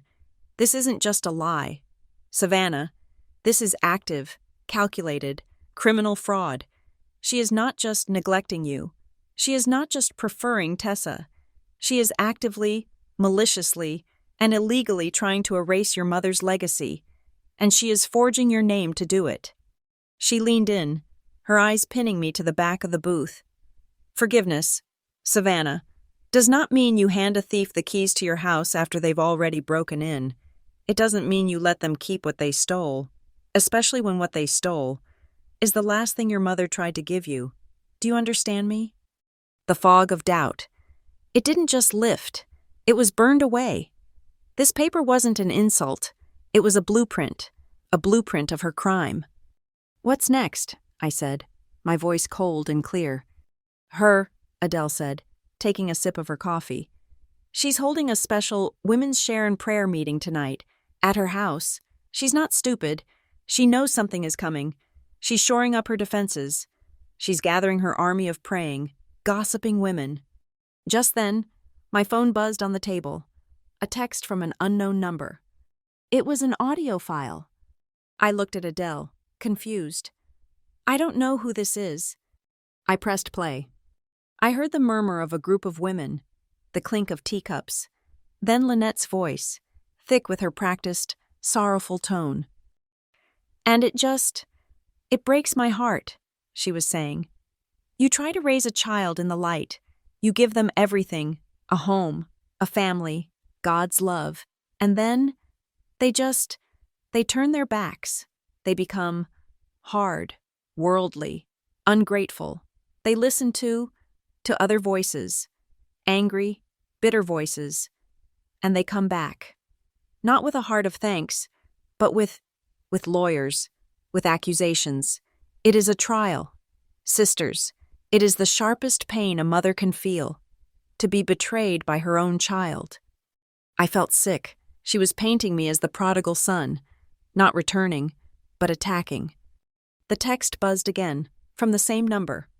This is Jenna, from the Miller Road Project. You helped me get the grant for my roof after the storm. I was at the meeting. I thought you should hear what she's really saying. We see you. Don't let her win. Jenna, I remembered her. A young, single mother. I had spent 2 hours on the phone with FEMA for her, outside of work, just to get her paperwork pushed through. I looked up at Adele, a slow, dawning realization on my face. I'm not alone in this. No, kid, Adele said, a small, fierce smile playing on her lips. You're not. You've just been taught to think you are. As if on cue, my phone buzzed one more time, a text from Tessa. My thumb hovered over the screen. I almost deleted it. I opened it. Just 7 words. Is Mom doing something really bad? She was cracking. The perfect little angel was seeing the tarnish on the halo. I didn't reply. We left the diner. The night before the meeting. I couldn't sleep. I was in my apartment, pacing. I remembered the slap, the sting of it. I remembered the back of the choir, the beige room, my father's weak voice on the phone. Don't upset her. I was about to walk into a room full of people who had been pre-programmed to hate me, to see me as a greedy, rebellious monster. I was about to accuse the single most powerful woman in their world. What if they just didn't believe me? What if they threw me out? What if, in the end, her web of lies was just stronger? My phone rang. It was almost midnight. Adele? Stop pacing, she said. Not hello. I can't. What if it's not enough? What if they don't care about the truth? Savannah, she said, and her voice was so calm, so centered. It cut right through my panic. You've spent your entire life dimming your light so you wouldn't blind them. You've made yourself small. You've been the quiet one, the strong one, the behind-the-scenes one, all so they would be comfortable. This Tuesday, she said, you just stand tall. You stand in your light. All that brightness you've been hiding, you turn it on. You let it burn. Let the truth do the rest. They're used to a weak bulb. Savannah, show them the sun. The line clicked. I walked into my bathroom and looked in the mirror. My cheek was no longer red. The bruise from that Sunday, the physical mark of her violence, was gone. But there was a new mark. One in my eyes. The girl who had been slapped was gone. The girl who had been taught to be silent was gone. I was done dimming my light. I was done being the ghost in their house. Tuesday was coming, and I was ready to burn it all down. The meeting room at Gracewood Hope Chapel was in the basement. It was a long, low-ceilinged room that always smelled faintly of stale coffee and industrial-strength carpet cleaner. The carpet itself was a dismal shade of brown, worn down in paths between the door and the long particle board table.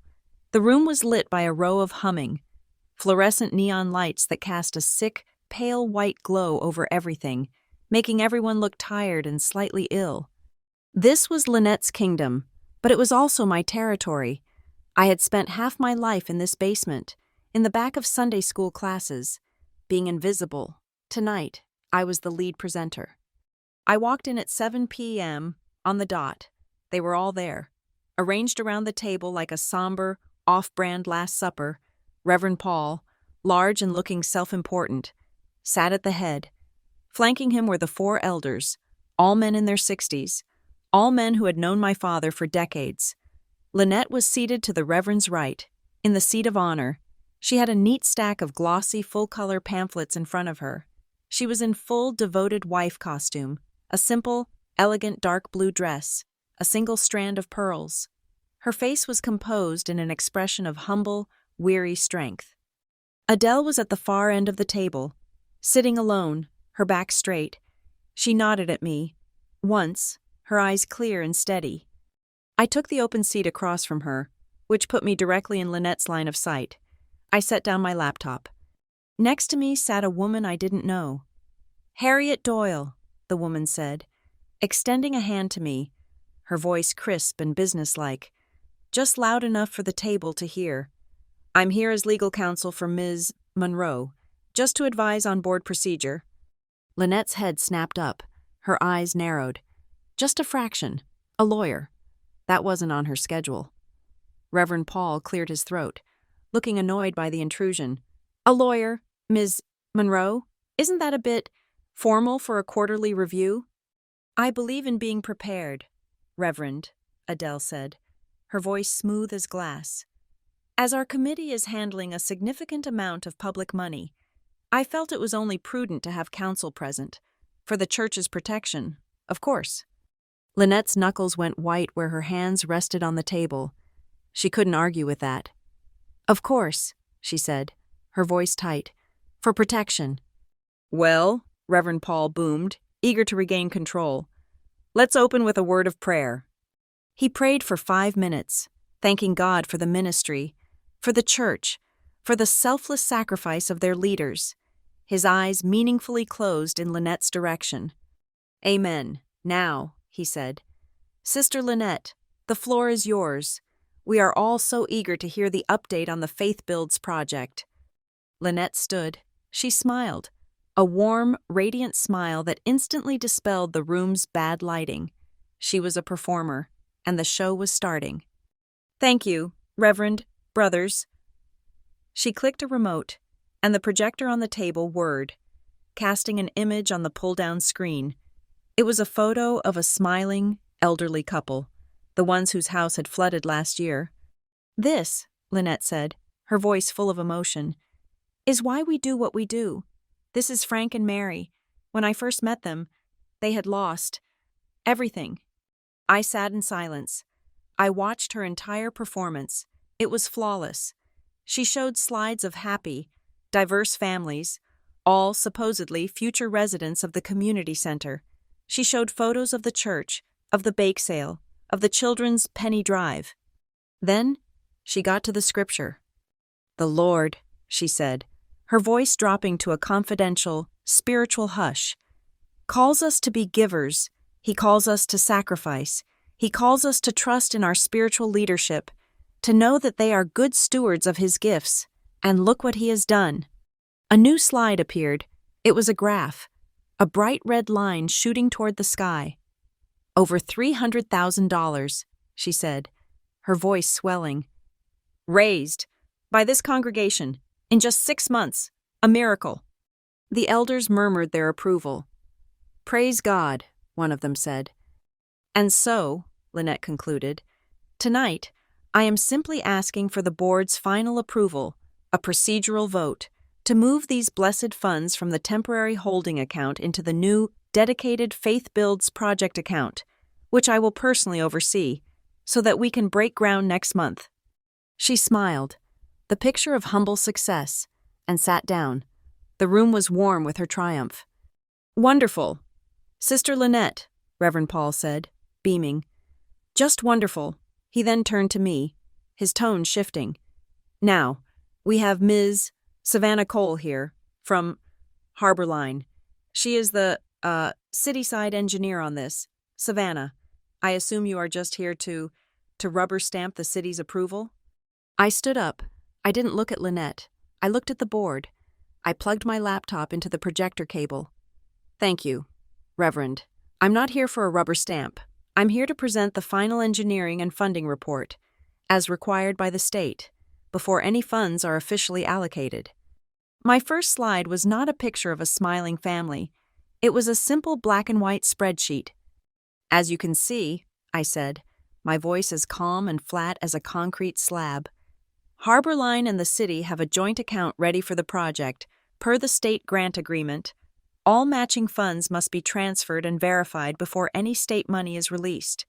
The total pledged amount from the Faith Builds Committee, as you just heard, was $300,000. I pointed a laser at the screen.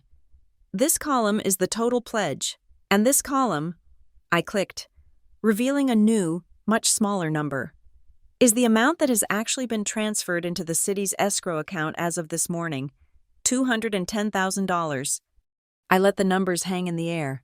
The humming of the neon lights suddenly seemed deafeningly loud. That's $90,000.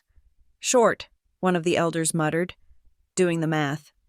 Reverend Paul's smile was gone. Ms. Cole, that's a significant discrepancy.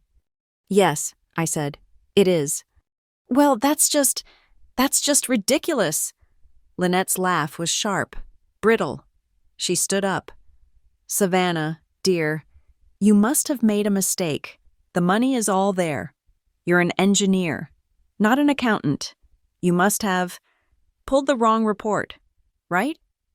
She was smiling at me, a mother correcting a child, but her eyes were daggers. I am an engineer. Lynette, I said, meeting her gaze. I'm a systems analyst.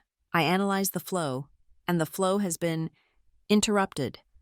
I clicked to the next slide. This is an email, I said, sent from the official Faith Builds Committee email address to the City Controller's office last week. The text of the email filled the screen. It was from Lynette. It requested that the city pause all requests for disbursement on the final $90,000 tranche, citing a need for internal auditing before the funds could be released. Lynette, did you send this? The Reverend asked, his voice no longer booming. Well, yes, she said, flustered. As head of the committee, I am a prudent steward. I wanted to double-check our own books. It's just a procedural delay. Is it? I said. I clicked one more time. This is the digital signature from that email account, and this is the digital signature from the joint bank account you share with my father, the one you used to transfer $10,000 of church money into 2 weeks ago. As you can see, the metadata logs, they're identical. You've been using the church's official email, but you've been running it through your own private, unsecured server, the server you use for your personal banking.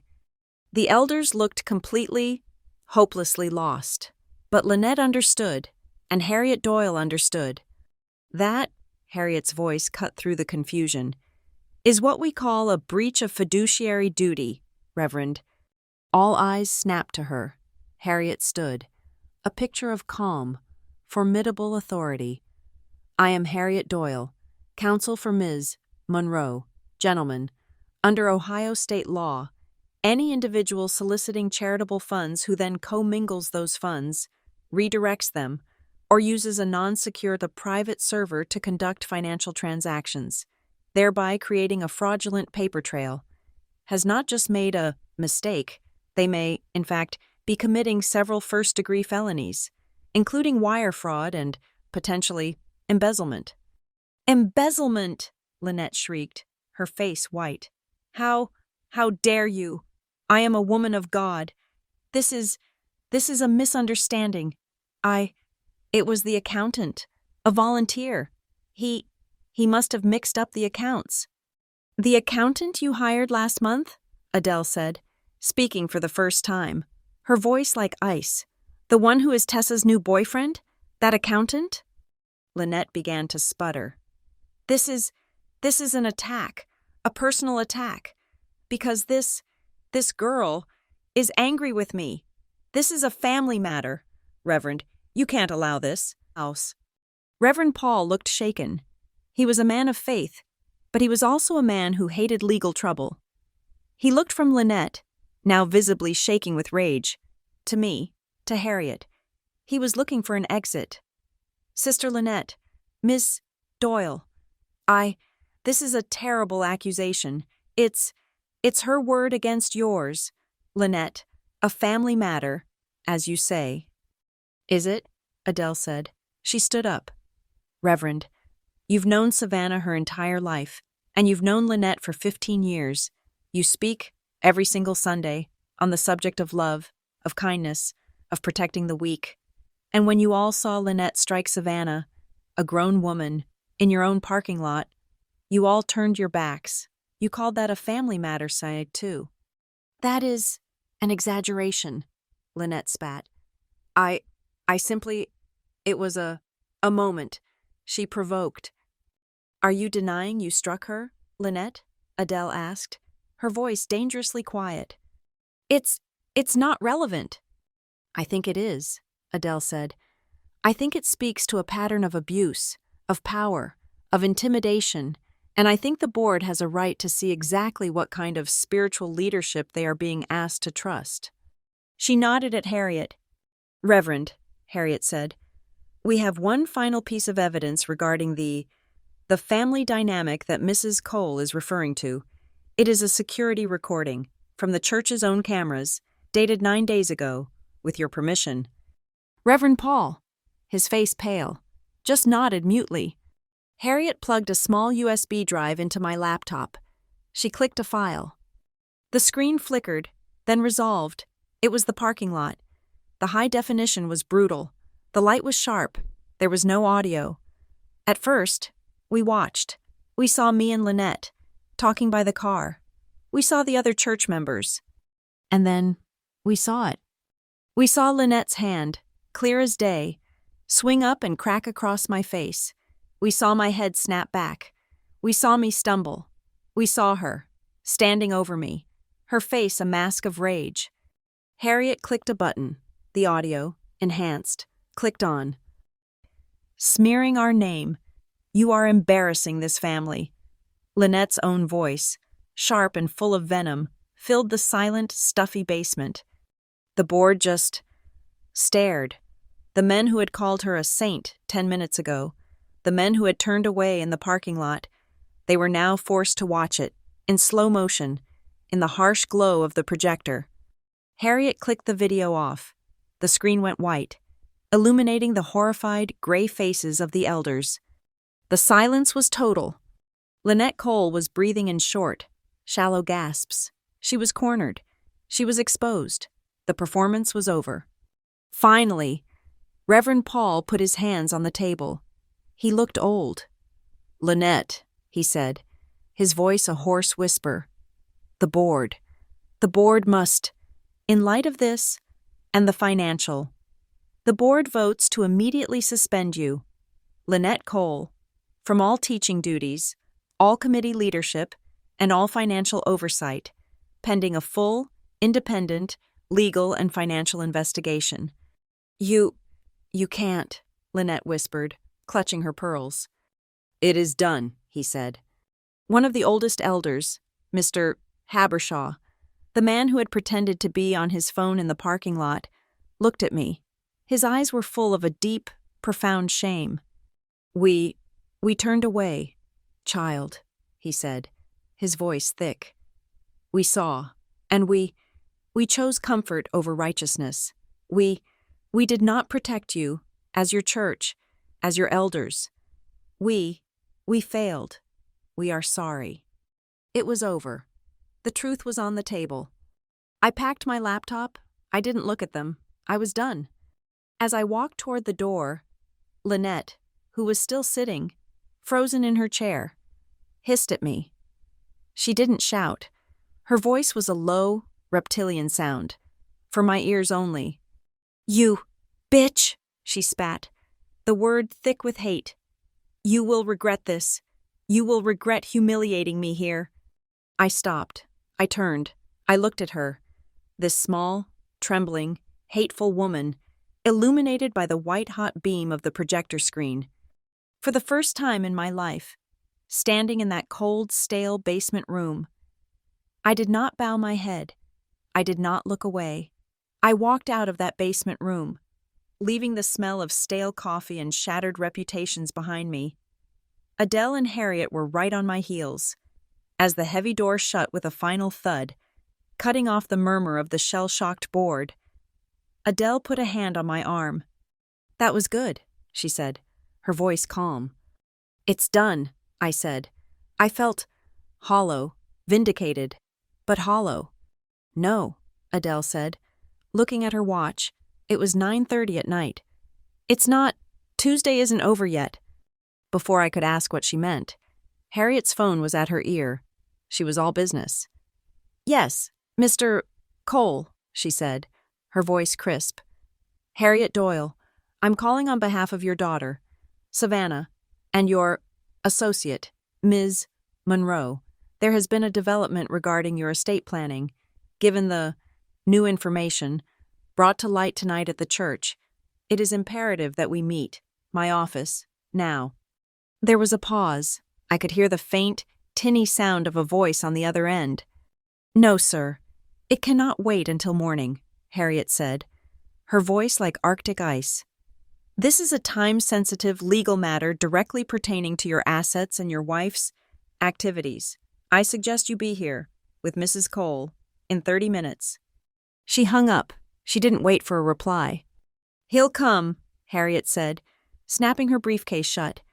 "And he'll bring her. She won't let him come alone. She still thinks she's in control." Adele looked at me. "One more round, Savannah.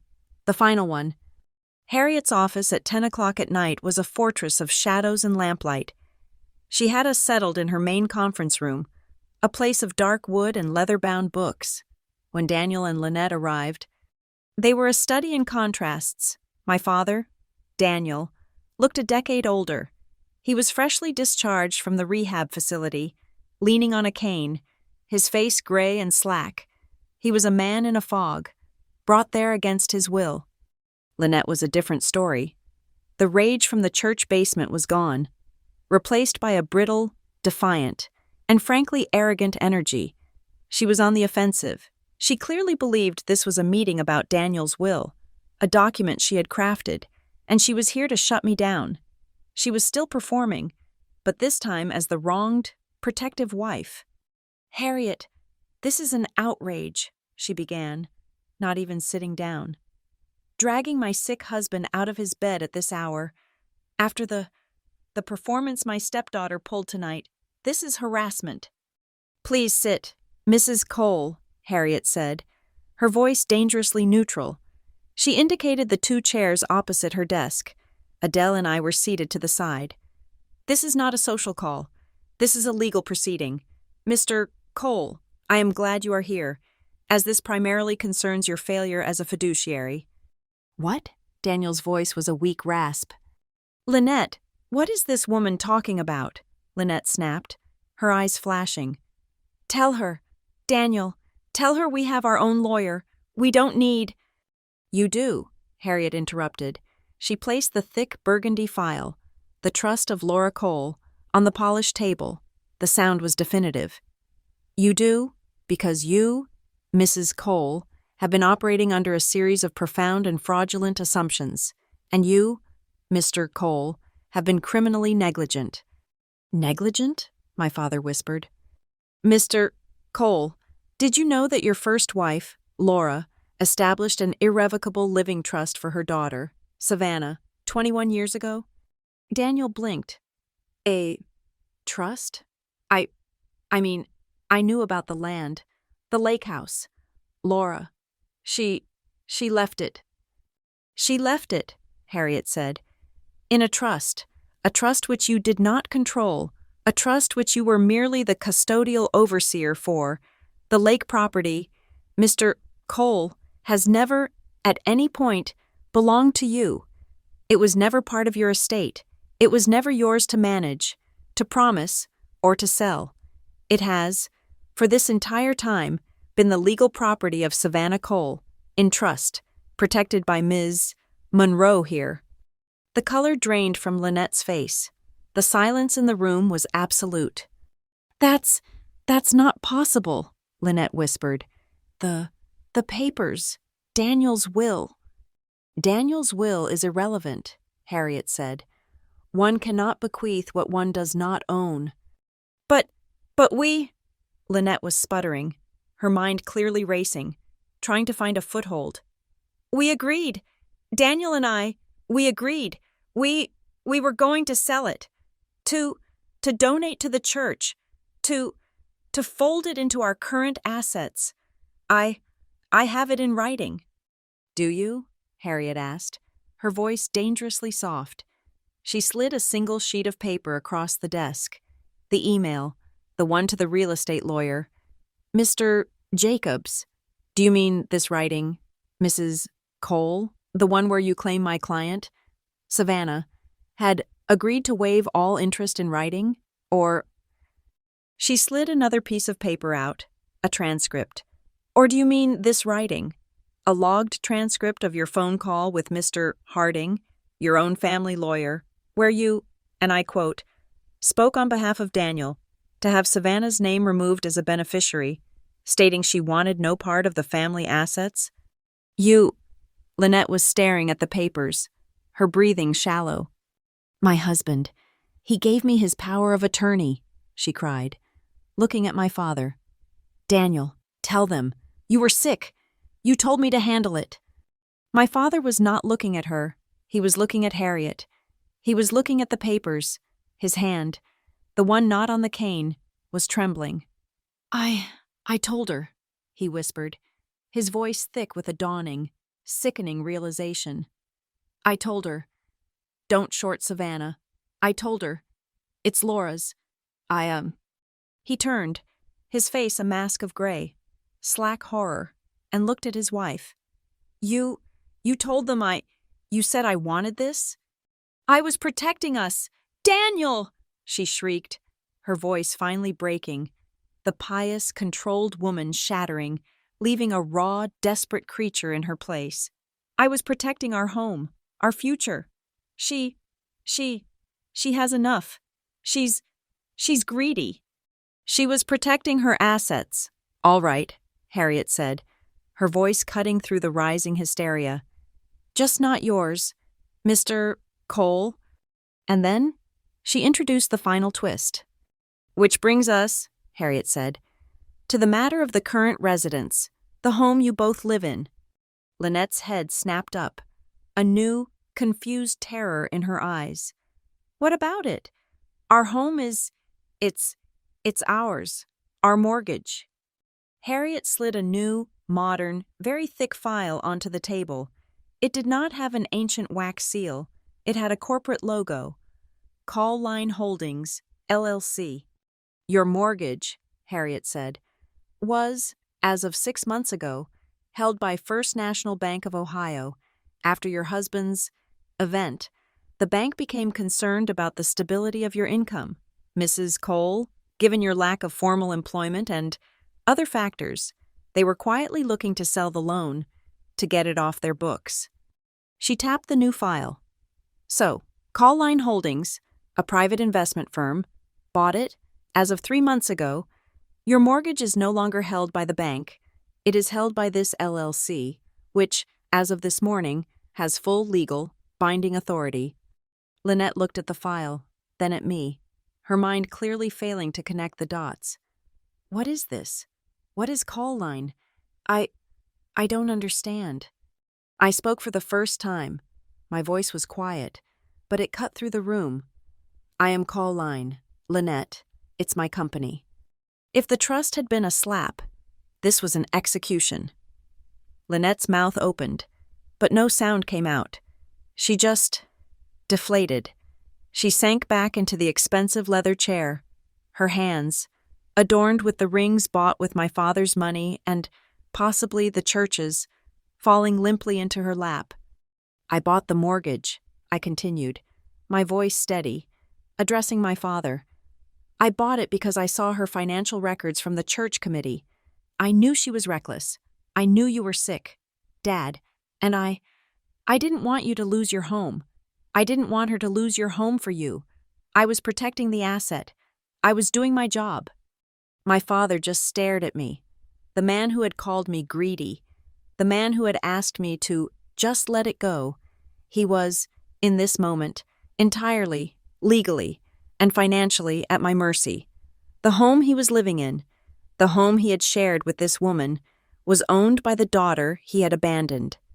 The room was silent for a full minute. Harriet, a master of the moment, let it hang in the air. "Sss,"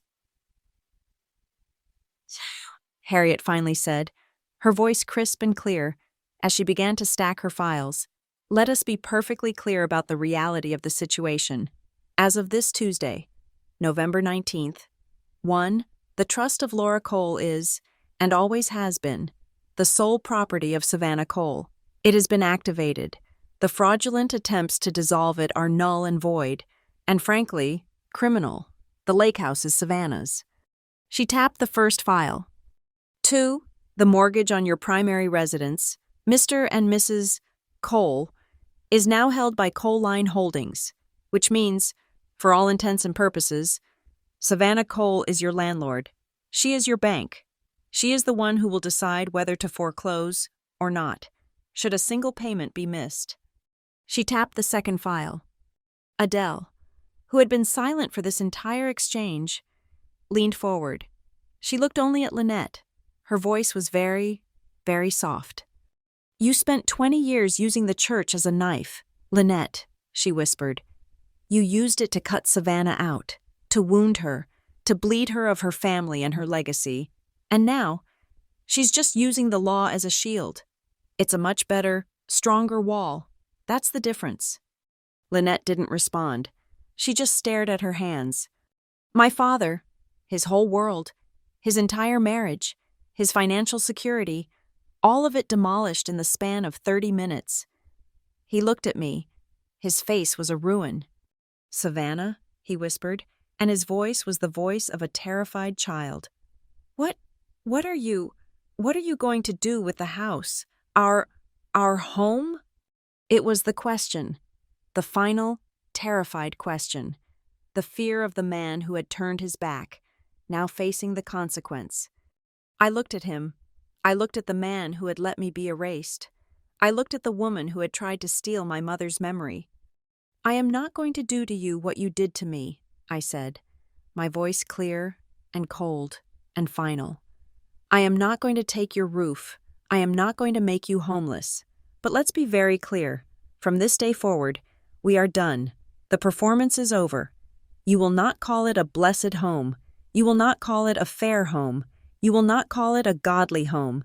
It is a house, and it is a house built on lies, and I am the one who owns the foundation." Harriet Doyle stood up. It was a dismissal. "This meeting is concluded.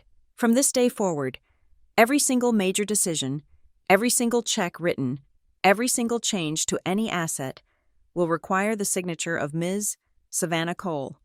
Tuesday is officially over. Good night." That same Tuesday, after we left Harriet's office, after midnight had technically turned the day, I didn't go back to my apartment. I couldn't. I drove. I drove out of the city, away from the sterile glow of the streetlights, away from the silent, judgmental houses of the suburbs. I drove north, on the old highway, for nearly an hour. The key, the one Harriet had given me from the trust, felt heavy in my pocket. I turned down a dark, unpaved road, the one I hadn't seen since I was a child. The trees formed a canopy, thick and black, and my headlights cut through the smell of pine and damp, cold earth. I parked where the road ended. The cabin was just a shadow against the trees, smaller than I remembered. The air was frigid, but clean. I walked up the 3 wooden steps, the same ones I remembered, and I slid the key into the lock. It stuck, just for a moment, and then with a solid, definitive click, the old lock turned. The door swung open onto a wave of musty, cold air. It smelled like dust, old wood, and something else. Something I couldn't place. The smell of my mother's wool blankets. I stepped inside. I didn't turn on the lights. I just stood there in the dark, in this small, silent box that was mine. A few minutes later, headlights washed across the small room, then vanished. A car door closed. Footsteps on the gravel. Adele. She didn't knock. She just pushed the door open, holding a large thermos. "I figured you'd be here," she said, her voice quiet. "I also figured you hadn't eaten, but I only brought hot cocoa." She had 2 mugs, and she poured the steaming, dark liquid. She handed me one. We didn't stay inside. We went back out and sat on the top step of the porch, our shoulders hunched against the cold, our hands wrapped around the warm mugs. We sat in silence for a long time, just looking at the lake. The moon was a sliver, but it was bright enough to make the surface of the water look like a sheet of black, polished glass. The only sound was the high, thin cry of some night bird, far across the water. "I kept thinking about it all day," I said finally, my voice sounding loud in the quiet. "The slap. I kept replaying it. I kept thinking that I wanted to hurt her, that I wanted to hit her back, to humiliate her the same way she did me." Adele just nodded, her eyes on the water.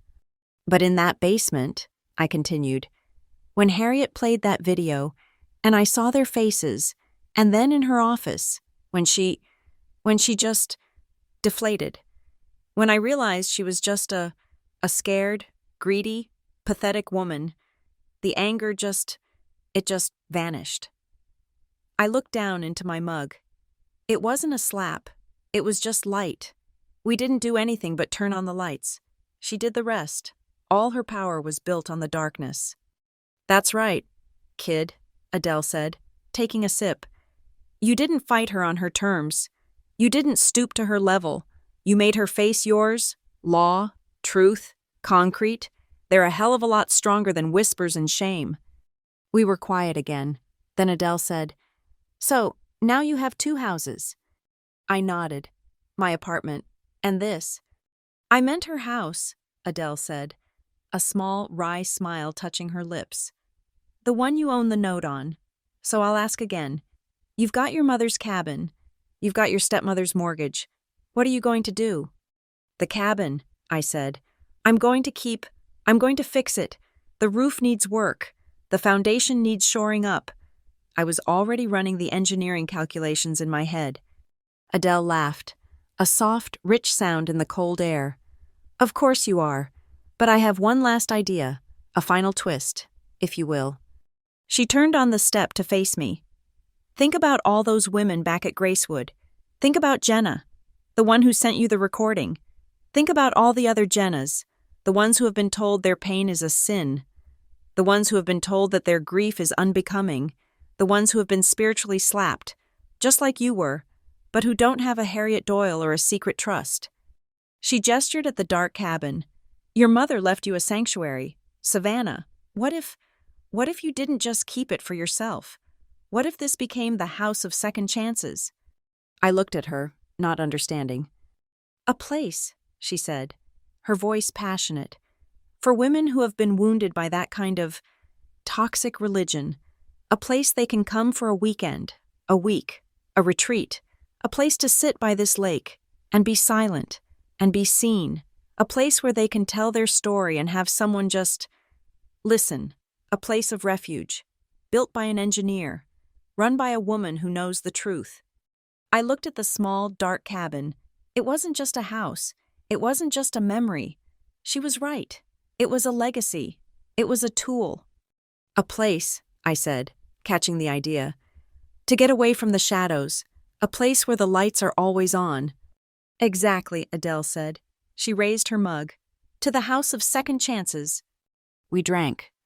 The next morning, I didn't go to the cabin. I went to Harriet's office. We drafted the letters. There was no anger. There was just law. A thick packet was sent by certified mail to my father's house. It contained the official, legal notice. The mortgage for their property had been acquired by Coal Line Holdings, LLC. All future payments, beginning December 1st, were to be made to a new account at a new bank. Attached to it was a personal letter, drafted by Harriet, signed by me. It was not a letter of forgiveness. It was a statement of terms. It said that I would not be exercising my right to foreclose on the property at this time. It said that my father, Daniel Cole, was permitted to live in the house for as long as he wished, provided all terms of the original loan were met. But it also said that this arrangement was contingent on one non-negotiable condition: absolute and total financial transparency. I, as the creditor, was reserving the right to a full quarterly audit of their finances, any attempt to move assets, any sign of fraudulent activity, any more undisclosed funds, and I would, without hesitation, pursue all legal avenues available to me. I had built a new wall, a firewall. The fallout at Gracewood was immediate and catastrophic, but not for me. Lynette was suspended, indefinitely, from everything. It was like a dam breaking. The moment the pillar of the community was removed, the story started. Jenna was just the first.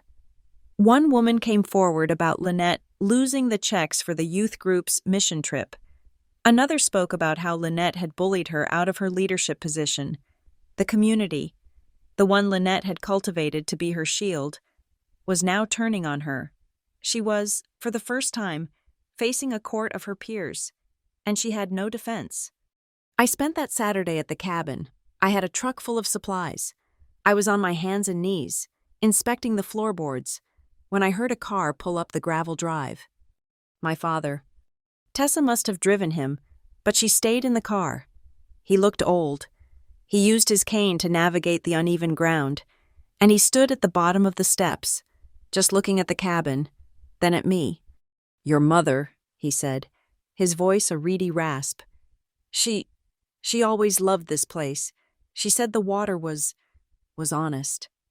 I just stood up, wiping the dust from my hands. I waited. "Savvy," he said. He wouldn't look at me. He looked at the lake. He choked on the word. He was a weak man. He had always been a weak man. "I'm sorry," he finally whispered. I just wanted peace. I wanted it to be easy. I let you. You let me live on the outskirts," I said, finishing his sentence. My voice wasn't angry. It was just factual. "You let me be the ghost, Dad, because it was easier than standing up to her." "Yes," he said, and a tear traced a line down his gray, sagging cheek. "Yes, I did, and I am so sorry. Savannah." I walked down the steps and sat on the bottom one, the one that was closest to him. After a moment, he slowly, painfully, lowered himself to sit beside me. "I am not going to throw you out of your house, Dad," I said, looking out at the water. "I meant that, but the silence is over. My whole life. You have chosen peace over truth, and I'm done with it. You will never, ever ask me to be quiet again. You will never ask me to dim my light so you don't have to see her darkness. If you want to be a part of this, a part of my life, if you want to sit on this porch with me, you have to be willing to live in the light, too, all of it, no matter how bright it is." He sat there for a long time. Then, he just nodded, his eyes closed. "The water. It is honest," he just whispered again. That night, my phone buzzed. A text. Tessa. I hadn't answered her first text. This one was different. "Heard you were at the cabin. Can I come up? This weekend? I think I need to get away from Mom's perfect daughter for a while. It's a lot." A crack in the ice. A hint. I didn't reply. Not yet. But I didn't delete it. I stayed at the cabin that night. For the first time, I found an old brass hook by the door frame, just inside.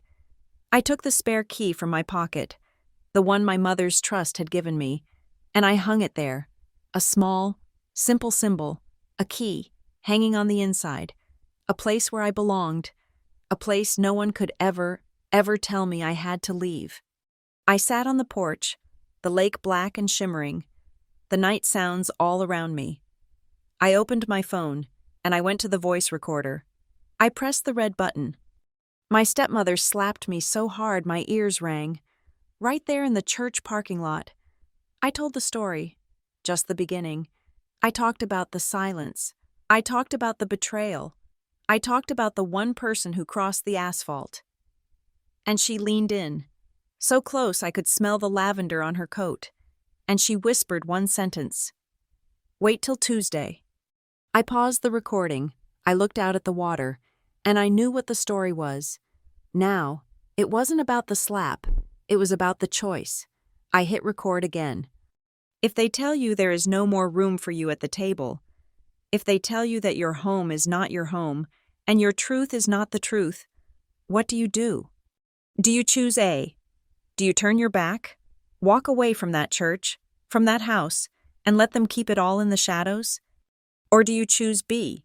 Do you build a new house, by a lake, on a foundation of law and truth? Do you hang your own key by the door?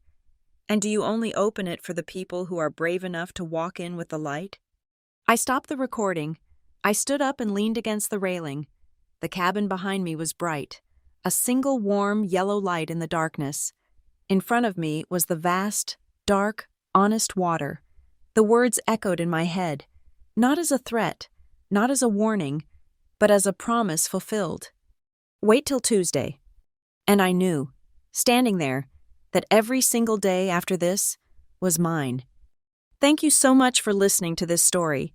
We want to know what you think, so let us know where you are listening from in the comments below, and share your thoughts. Please subscribe to Lila Revenge Stories, like this video, and show your support by hitting that hype button so this story can be heard by more people.